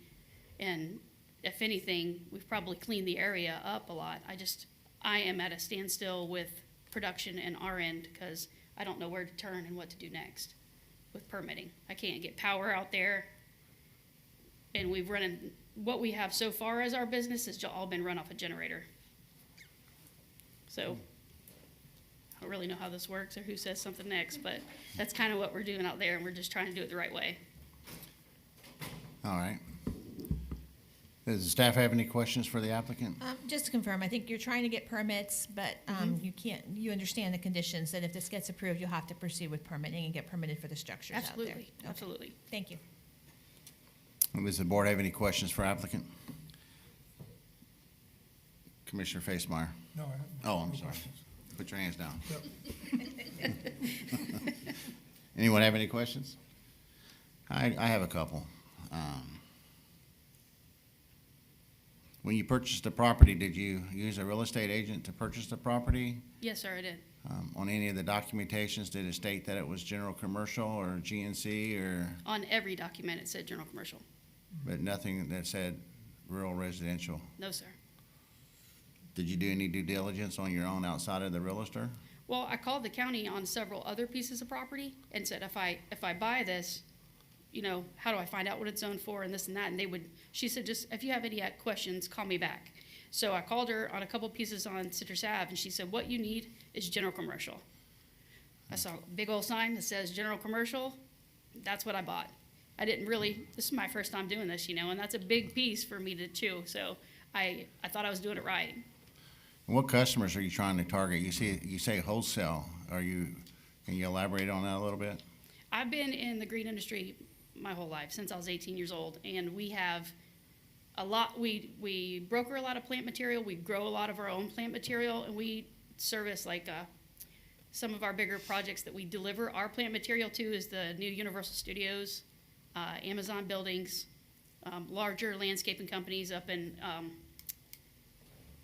from Pensacola, from Texas to the Carolinas, we're there on a weekly basis. And a lot of it's just potted material, it's not B&B material, but we move a lot of material. And it's really pretty. It's high-end material. It's not just some run-of-the-mill plant stand, you know. So you grow your own and then you deliver it? You don't have customers that visit your property to purchase, or? We would have some, hopefully, local landscapers, you know, coming in there and buying their material there. But I've got a really good network out of St. Augustine and through the Carolinas that I've really catered to. So this property would help us move and help the people here local. How do you transport your product from your location to, say, an Amazon? Do you use semi-trucks or trucks with trailers? I did have a tractor trailer, and that's just way too much for us. So we do transport them on gooseneck trailers and dually trucks. Right, and you're saying currently now that the property that has no electricity, Correct. no septic system, no water system? It had a existing septic that's so old, sir, it's not even worth saying that it has it, but there was something there, and there was an existing small residential well that was there, and we had a pump installed that's all been permitted through the county, but we have a rather large watering system. Like a 2-inch, 3-inch, or? It's a 5-inch. 5-inch, Yes, that's sir. pretty large. Yeah. Yes. All right, I don't have any other questions. Commissioner Collins? So a few questions were prompted as you were speaking to the chair. Did you review staff's report, and are you willing to meet the conditions that they're recommending for approval?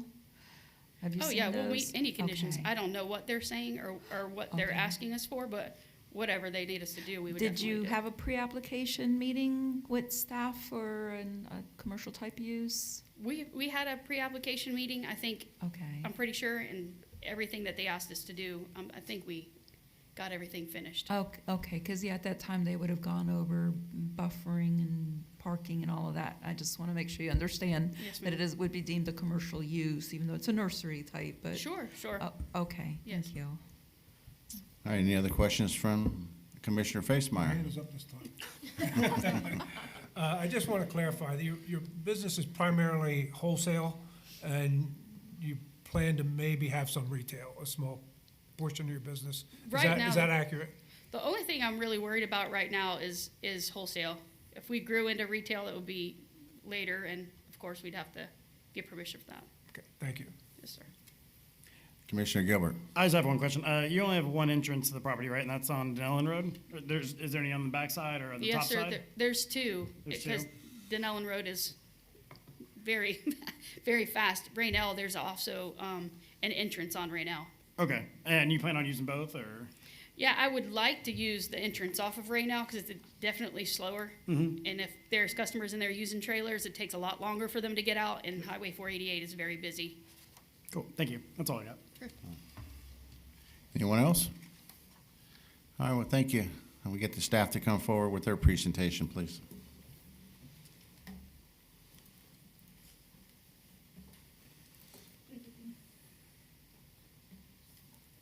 Good morning, Melissa Morris, planner. All right, so this is conditional use 2025-00005. It is a conditional use to allow a wholesale plant nursery in the rural residential land use district. The current zoning is general commercial. As the applicant stated, they bought a general commercial property. They had no idea until they went to get permitting that there was an issue with the future land use. Generally, our current zoning and our future land use do match. If they don't match, they're usually a little closer together than what we have here. So the only options are to get the conditional use, to allow the plant nursery, or to change the future land use or the current zoning. As we talked about, there is an entrance off North Raynell, and there is an entrance off West Denellen as well. These are both entrances. This is a picture of the nursery. There are a couple of residences across West Denellen. There are also several commercial uses in the area off West Denellen. As the applicant stated, there is a storage facility, and that is a fencing yard. There is also adjacent to the property a mobile home and a power substation with a tower. And then this is the site plan submitted by the applicant. Did you have any questions for me? Does the applicant have any questions for staff? No. All right, does the board have any questions for staff? Of course, you know I do. Of course. I'm ready. Nothing ever changes around here. You know what the property was used prior to their purchase? Was it a business, a permitted business? It was vacant. I don't remember seeing any kind of permitting on it when I did my search. So it was just a vacant property. And it was owned by, I think, one of the adjacent property owners. All right, that's all I have. Anybody else? All right. Thank you. Thank you. Okay, at this time, the public portion of the meeting will be open. If there's anyone present who would like to speak on this application, please come forward to the podium. As a reminder, individuals have 3 minutes and organizations have 5 minutes. When speaking on this application, please address the board. And if you have any documentation that you would want to be entered into the record, please provide a copy to the recording secretary. And good morning. Good morning. My name's Cassandra Trickle, Trickel. I reside at 9566 North Fiegel Terrace in Crystal River. It's right off of Raynell. I am not against this. I just have a couple questions as to if they use pesticides, the ecological damage, if pesticides were used, because out there, like they said, everything is well water. We have no water system, it's all well. and then also the increased traffic and the infrastructure. My property butts up to the backside of Raynell, and that's what is just with the increased traffic, and that there, and as we know, Denellen Road is only the 2 lanes, and for the infrastructure. That was it. Thank you. Next speaker.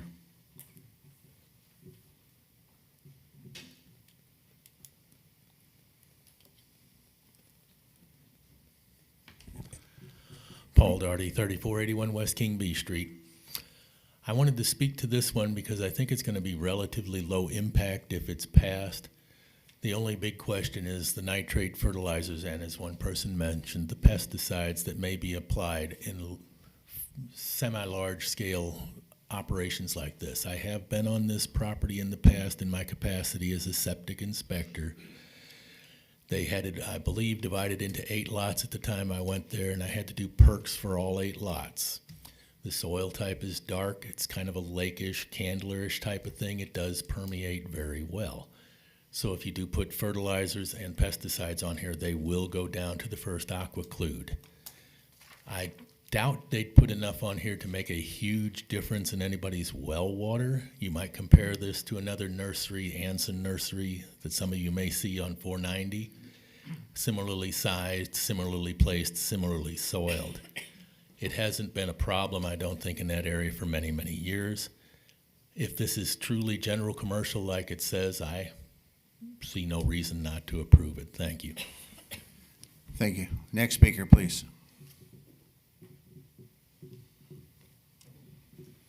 Anyone?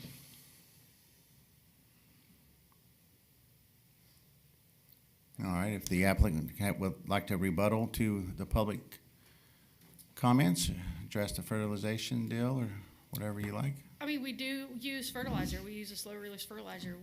We are out, the Department of Agriculture is out there with us all the time, telling us what we do and we don't need.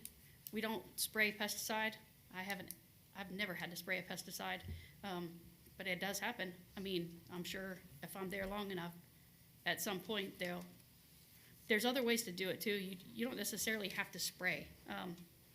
There's other ways to keep the property the way it is, and that's one of our main things is we like the trees there. We like that it's not gonna be a building. We like that there's pretty flowers. We like that that's kind of stuff. So I don't see a problem in the pesticides, and if anybody ever had a question or if they ever wanted to see, they could always come in and talk to us, and we can kind of walk them through it.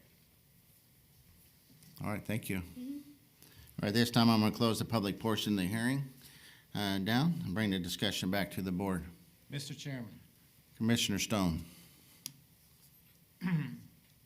Outside the Rural Activity Center, the RAC at Citrus Avenue there has been always the discrepancy between zoning and the future land use. This is nothing unusual. This board has dealt with that, I think, last year when there was a property to the east of the RAC that wanted to put in a 2-story building over an existing unpermitted building, and this, I might remind this commission that it was rejected, even though it was just barely outside the Rural Activity Center.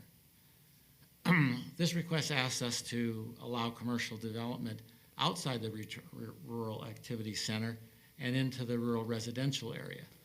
In support, there are 2 properties shown as being commercial. One is a fence company, which is run by a fellow outside his house. It's about across the street.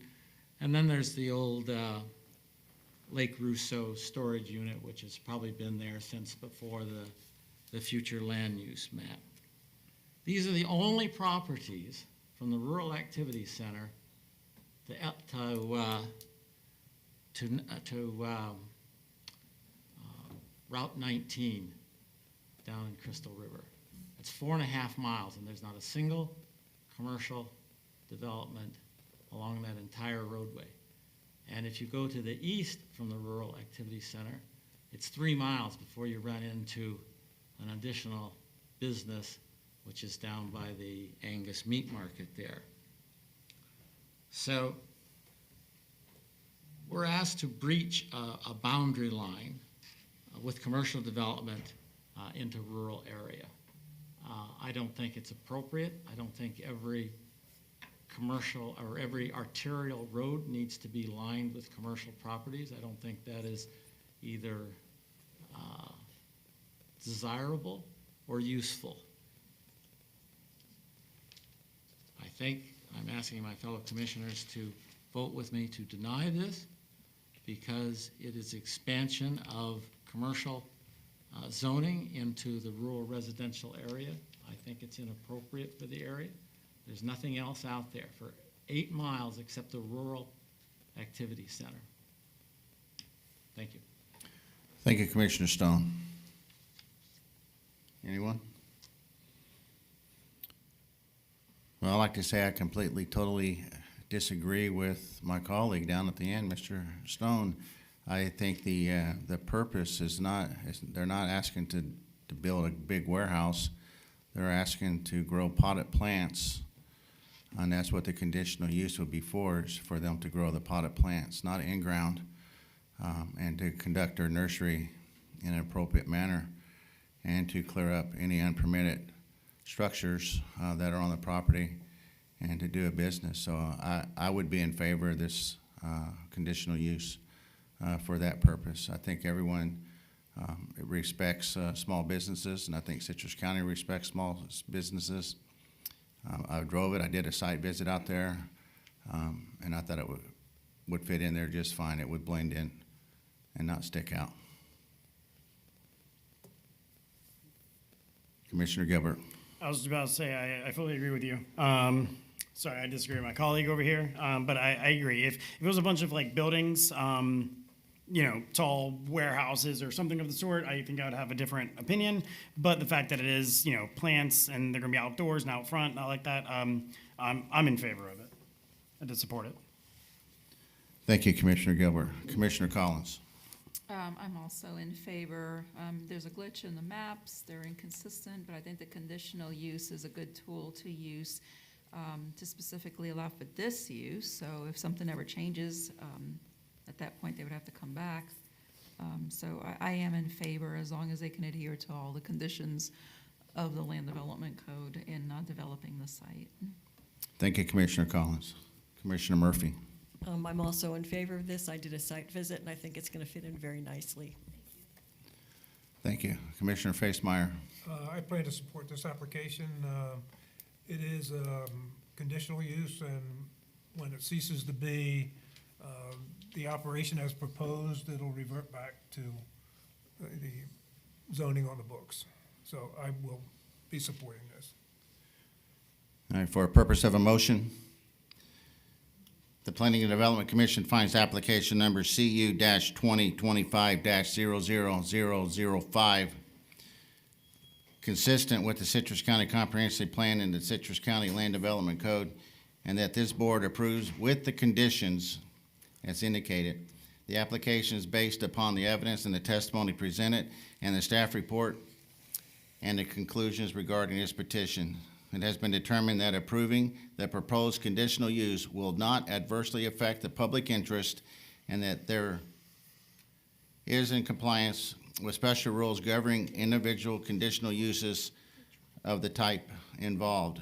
Of that purpose, the development with conditions and safeguards attached would be generally compatible with adjacent properties and other properties in the district, that the PDC is empowered under the section of the LDC described in the application to grant this conditional use. Second. We got a first by myself, a second by Commissioner Facemeyer. Any further discussions on this matter? Yes, Mr. Chairman. Commissioner Stone. I think we're going down a dangerous, slippery slope when we choose to breach lines of demarcation because of businesses we happen to like.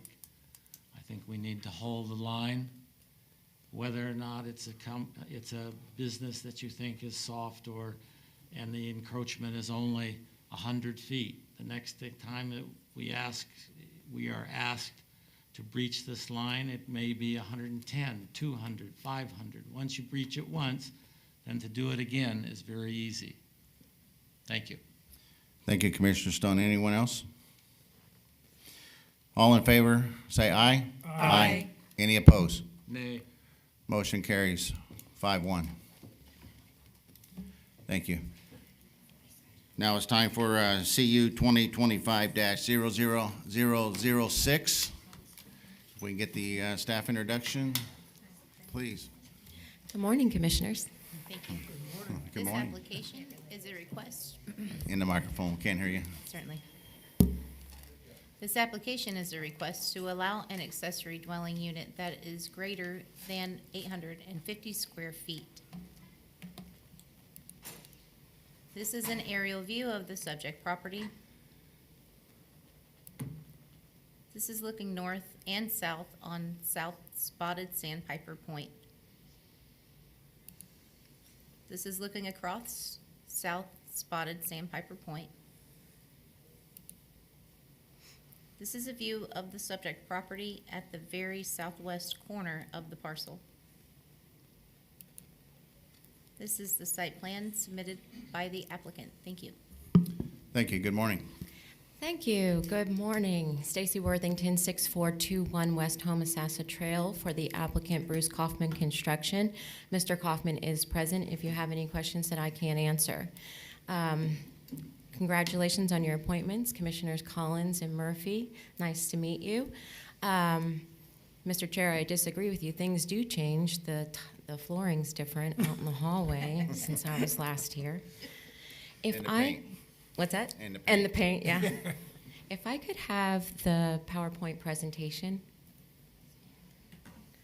I get to be the one to stand up here and say, how do you work this thing? Thank you very much.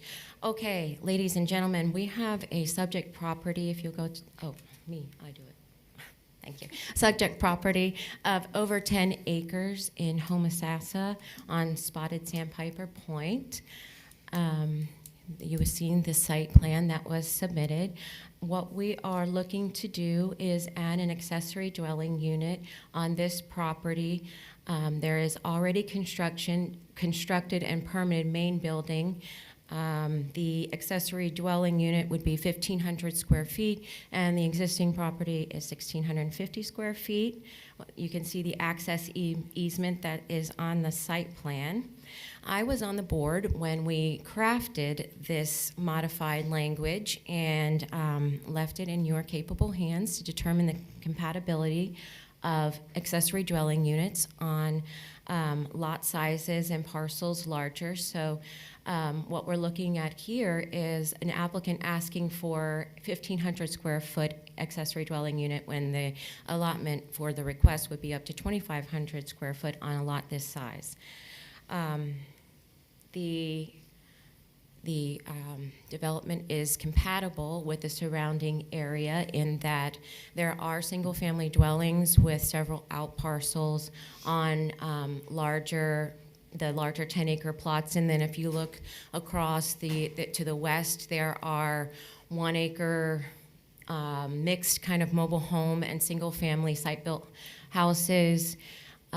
This would support multi-generational living, and a tragedy has befallen actually the family in this instance, and a single mother is now raising her son, and this is an opportunity where they're looking to move the parents in for support in that family structure.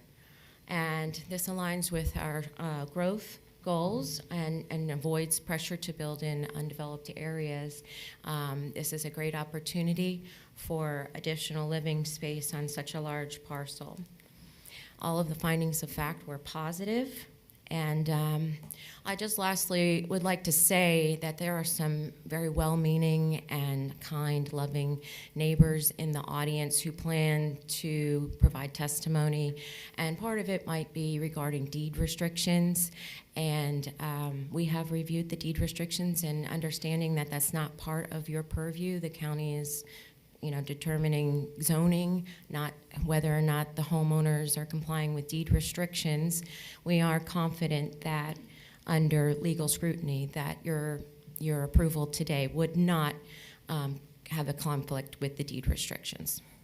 Do you have any questions for me? or Mr. Kaufman. Does the staff have any questions for the applicant? You've seen the 3 conditions. One of them is the 1,500 square feet, and then comply with development standards.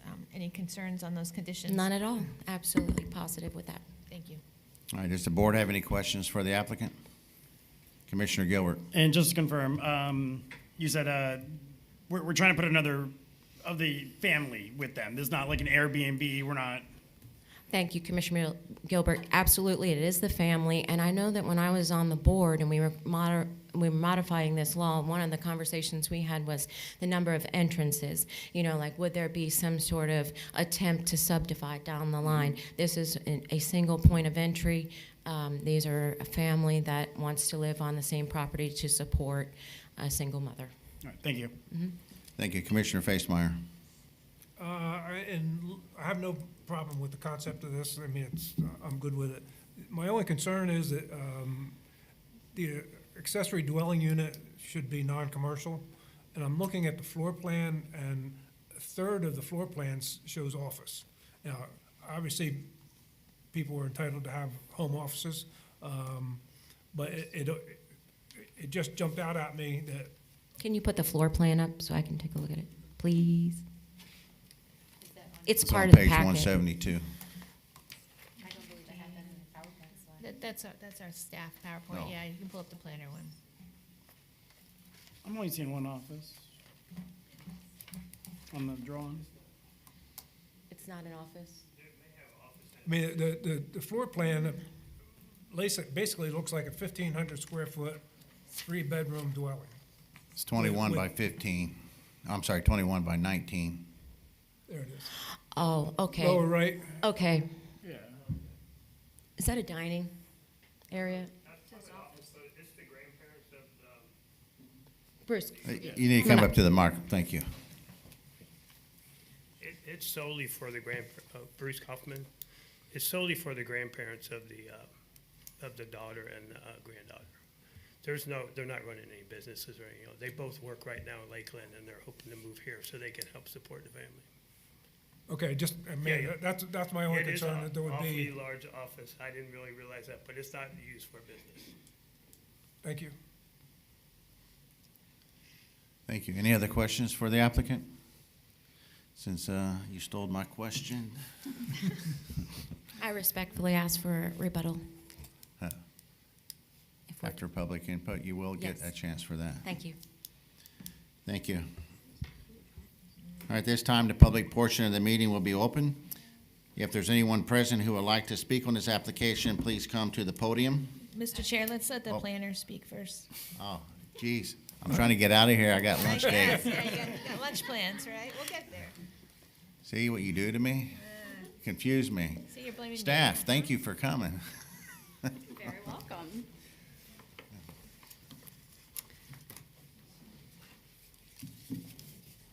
Right. Jen Perkins, Senior Planner. This conditional use is a request for an accessory dwelling unit having 1,500 square feet of living area.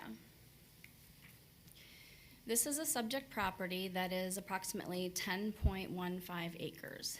The Land Development Code allows for an accessory dwelling unit of up to 2,500 square feet on parcels that are at least 10 acres in size with approval of a conditional use. The property is large enough to accommodate both homes and meet LDC standards. This is the recently constructed primary dwelling unit. This is the outside of the accessory and how it would look. The floor plan, which we've just had up. And the site plan, which you have also seen. So here shows the number of residential parcels that contain single-family dwellings, mobile homes, and vacant residential lots. The average living area of the homes in the surrounding area is 1,720 square feet. It does appear that the accessory dwelling unit would be compatible with the surrounding area and would not have any adverse effects on the surrounding area. Thank you. Thank you. Does the applicant have any questions for staff? Does the board have any questions for staff? All right, thank you. Now, at this time, the public portion of the meeting will be open. If there's anyone present who would like to speak on this application, please come forward to the podium. As a reminder, individuals will have 3 minutes, organizations will have 5 minutes. When speaking on this application, please address this board. If you have any documentation that you want to be entered into the record, please provide a copy to the recording secretary. Good morning, sir. My name is Ted Hannon, and I'm the property just to the east of this property. I'm in 6322 South Rosie at Spoonbill. And, you know, the way I understand this development came about, this was owned by the same people that developed El Dorado Estates. And they wanted to develop another El Dorado Estates where we are, which is Oak Hills Estates. And the county said, no, you can't do that. But they agreed that they could do this. Oak Hills Estates, declaration of restrictive covenants for Oak Hill Estates. And this was done in 2000. So I think in 2000, they made it pretty clear, no parcel shall be used except for single-family residential purposes. No building shall be erected, altered, placed, or permitted to remain on any parcel other than one detached single-family dwelling, not to exceed 2 stories in height, and private garage, barn, or other such accessory buildings. Well, what was an accessory building in 2000? Probably not another single-family house. And I don't know the rules to your accessory buildings, but does it change if it's in a deed restricted subdivision? It should, because everybody that's buying there is expecting their neighbor to build one house approximately in the middle of the property, not have a business, not have this. And I don't think people are actually reading this thing, because when I was asking the guy what's going on, he goes, "Oh, it's an accessory building, blah, blah, blah." Well, what's an accessory building? I didn't know what it was. And I looked at his drawing, which he fortunately let me see. I said, "Well, this is another single-family house." And he goes, "Yeah." And so I went home and read this again, and I called him, and I said, "No, this is a deed-restricted area," and I don't think he read it. I don't know if any of you guys knew this was here. I even called the builder. I said, "Did you know?" And I don't think they knew. I think, they have a smart attorney and everything who's going to say, "Hey, everything's fine." But nobody that bought a property in Oak Hills Estates thinks that there should be two houses on a property. And I'm sorry, there's no bad person here, but we've run into this before. We had a guy that he bought a lot, and he wanted to have a bird, sell birds and all this. And we brought this to him and said, "No, you can't do it." So we said, nobody's reading this stuff, and the title companies aren't saying anything about it. So we said, well, let's just make sure the listing brokers have this. So we called the listing brokers. One of the gals here, longtime resident, knows all the history. Also called them and made them very aware, but they don't care. They just want to sell the property. And, I don't think anybody's done their due diligence to know that this even existed. I don't even think you guys knew till I called you guys 2 days ago and said, "Hey," and everybody goes, "Oh, they just didn't realize." Anyway. All right, thank you, sir. Thank you. Next speaker.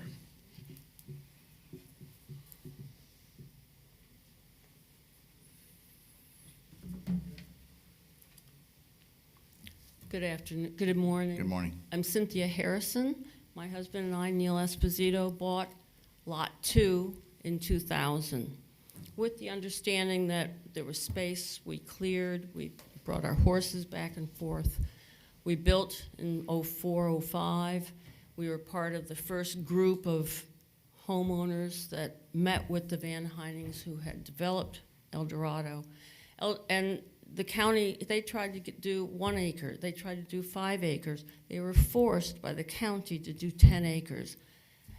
So we developed up, they had the deed restrictions.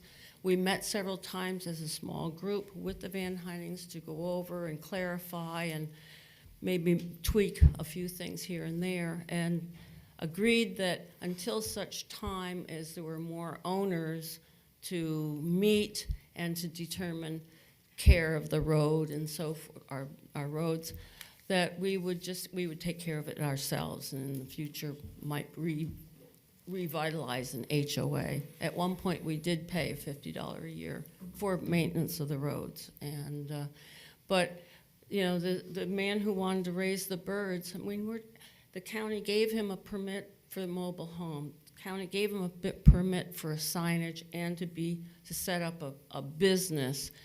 Hundreds of parrots in a metal building. The noise alone, the smell alone. And we convinced him that this was not the spot to do that. And at that point, when all of that was going on, just 2 years ago or so, when this particular lot that we're addressing today was on the market, I contacted the realtor and said, you know, I see in your listing it says you can have your mobile home, you can bring in a trailer, et cetera. And I said, this has deed restrictions, and I don't understand why no one seems to know about them. Well, that's between the seller and the buyer. And I said, really? Well, so we have been, along with Ted, we've been trying to address this to protect our property values. I mean, the guy who was concerned about the Birdman coming in, he was concerned about his $1 million property and what happens when you've got squawking parrots all day long that you're listening to. Thank you. Thank you, ma'am.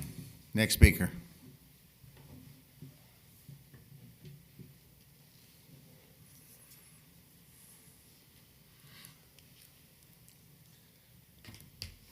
Again, Paul Darty, West King B Street.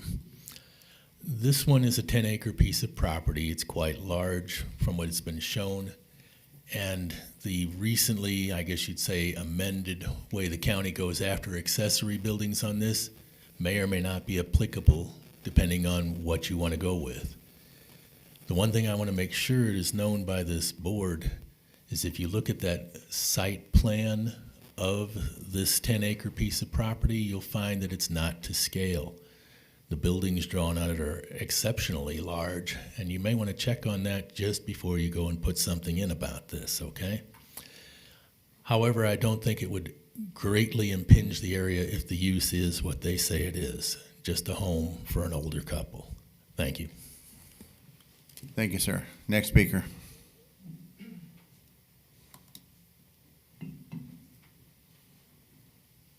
Hello there, I'm Patrick Shepler, and the owner of lot number 8 adjacent to the piece of property in question.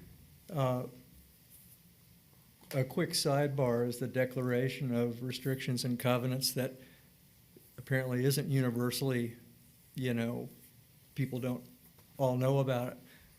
And in my reading of it, I've owned the property for quite some time, in my reading of it, some of the restrictions are draconian. People move to a 10-acre parcel because they want some area, and I'm very sensitive to the concept that somebody might try to do something commercial or business, but in this case, I don't think that's what we're talking about, and 10 acres is pretty big. I'm kind of ambivalent about the whole thing. I wanted to find out just how close they would be putting a structure to the next property line, things of that nature. But what I just heard from one of my new neighbors that I just met, actually, technically, she said that initially when they tried to replicate that Oak Hill or the previous one, El Dorado, whatever, they started out with 1 acre. That wouldn't work. So let's do 2. Let's do 5. Now we've got 10+ acre parcels, and somehow they came up with these rules where you can't have more than 2 cats, but according to this rule, they'll come after you. You can have 2 dogs. Now, I'm a dog rescuer, not a dog breeder, so I go, well, good. I'm glad that they're not, creating some puppy mill or something like that. That's good. But my point is that they may need to be looked at a little bit and potentially revised. Plus, I'm not sure if they're still in effect or if the homeowners association is active. I really have not been doing my homework or paying attention. I look for reasons to say yes, not reasons to say no, and provided this is legitimately the intended use, I would be hard pressed to deny those folks, and they would be right next door to me. I understand everybody is worried about precedent setting and that sort of thing. We're not talking about subdividing properties and certainly not allowing a commercial entity. So I think that's a distraction. Thank you. Thank you, sir. Next Chair, speaker.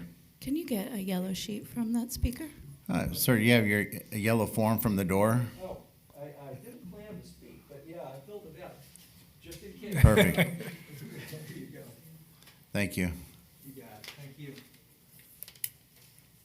All right, anyone else?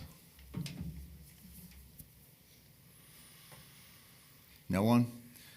All right, this time I will let the applicant come and do a rebuttal on the public. Thank you, Mr. Chair. I just wanted to clear a couple of things up that we heard. First of all, I am, no offense, not an attorney, also not an engineer. So regarding the site plan, that was a drawing that I put together because we were waiting for the survey to be completed, but we didn't meet the quasi-judicial deadline.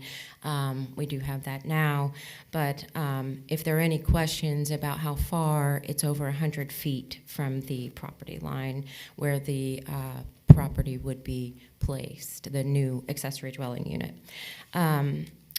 I also wanted to say that clearing up the office further and maybe giving a little more background on the family situation. I said tragedy had befallen them. The homeowner of the existing property, she lost her husband in a motocross accident, and she's raising her son. And what we're trying to ask you for today is for the accessory dwelling unit that would house both her parents and her grandparents. So for that, like I was talking about, multi-generational support. So when it looks and says office, it might be just a very large bedroom for the grandparents. I believe the second speaker actually alluded to the fact, and perhaps the fourth, that these deed restrictions may no longer be in effect. And as they're not really technically part of your purview, but I did want to finish the sentence because the first speaker didn't finish it all the way. And I don't, it says no building shall be erected, altered, placed, or permitted to remain on any parcel other than one detached single-family dwelling not to exceed 2 stories in height, any private garage, barn, or other such accessory buildings or structures that may be permitted on the parcel by the Citrus County zoning regulations.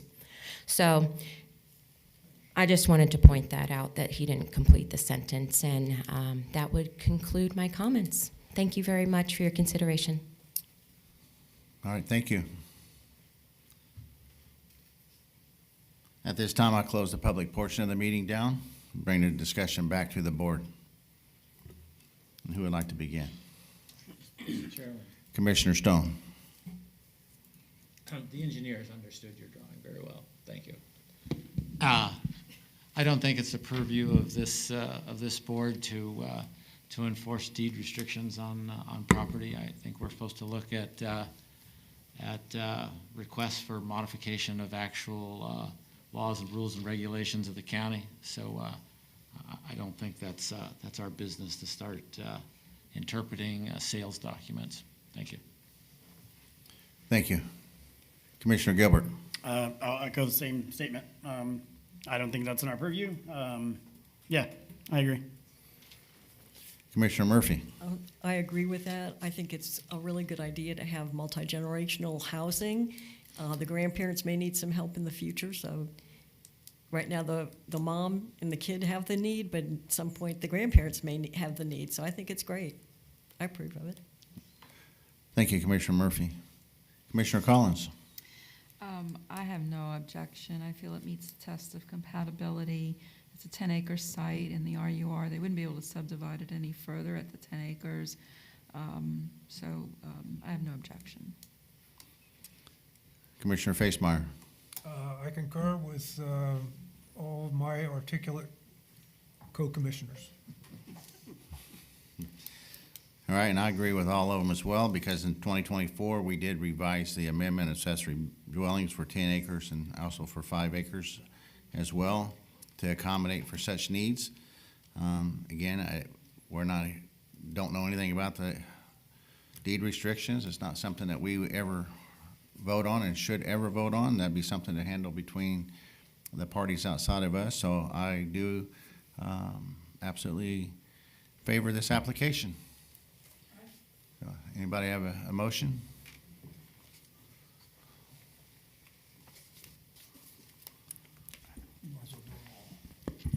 I think no one else brought their motion sheets. I have mine. I'll make it my first attempt. For purpose of a motion, Commissioner Collins. So the Planning and Development Commission finds application number CU-2025-0006, Bruce Kaufman for Paul and Linda Parsons, consistent with the Citrus County Comprehensive Plan and the Citrus County Land Development Code, and that the board approves the application based upon the evidence and testimony presented. Excuse me, Ms. Am I Collins. on the wrong one? You're on the wrong one. Because there are conditions in this application, so we want to go to the one with the conditions, Approved with conditions. the one in the middle. Second, okay. Gotcha, thank you. You're welcome. Okay. The Planning and Development Commission finds application number CU 2025-0006, Bruce Kaufman for Paul and Linda Parsons, consistent with the Citrus County Comprehensive Plan and the Citrus County Land Development Code, and that the board approves with conditions the application based upon the evidence and testimony presented and the staff report and conclusions regarding this petition. It has been determined that approving the proposed conditional use will not adversely affect the public interest, that there is compliance with special rules governing individual conditional uses of the type involved, that the proposed development with conditions and safeguards attached would be generally compatible with adjacent properties and other property in the district, and that the Planning and Development Commission is empowered under the section of the Land Development Code described in the application to grant this conditional use. Second. So we have a first by Commissioner Collins, a second by Commissioner Facemeyer. Any further discussions? All in favor, say aye. Aye. Any opposed? Motion carries 6-0. Thank you. All right, we have any staff comments now? Mr. Landon, did you have anything you wanted to say? Just that we're going live with the first phase of our new software, Sella. That'll be on the 23rd. I'm going to present on the plan to introduce it at the commission meeting on the 10th. And we're going to do things a little bit differently this time. It'll be completely voluntary who wants to participate when we first go live. We'll keep the old system on, and we'll wait until all the kinks are worked out and everybody's happy to fully transition over. But we'll be looking for folks, beta testers or volunteers. I think a couple of them just left the room. That'll probably be likely candidates. But yeah, so if you want to be a VIP, we'll have all that information on the 10th. VIP is you want to be a volunteer to take it on. And then we offer concierge service where you can come to our office and do the first application with our staff. And then we'll also do YouTube videos, how-to videos, sharing our screen on how you apply. There's one more I'm missing that we're going to do. Oh, we're going to do 101 classes on how to do different applications upstairs in our training room. So we'll make it as easy and painless as possible, with our goal being no one will even know, unless you're a new applicant, you won't even know that there's a new system, which is different than last time we did it. 180 degrees different. Yeah. Awesome. I love that system. Good. Yeah, so it's the best. We're going to Acela, which is the best practice in the state of Florida. I think there's 40 other municipalities that use it. And if you've worked or done work outside of Citrus County, likely you're going to be familiar with it. I think a third of our staff that have come from other communities have used that software, and they're all happy with it, and they're all excited about it. Now you're going to be able to allow us to use a search engine without putting in all the information. Say if I was looking for permits. I am not familiar with Acela. I've never used it before, but our building official used it, and our deputy building official was part of the implementation party down in Manatee County.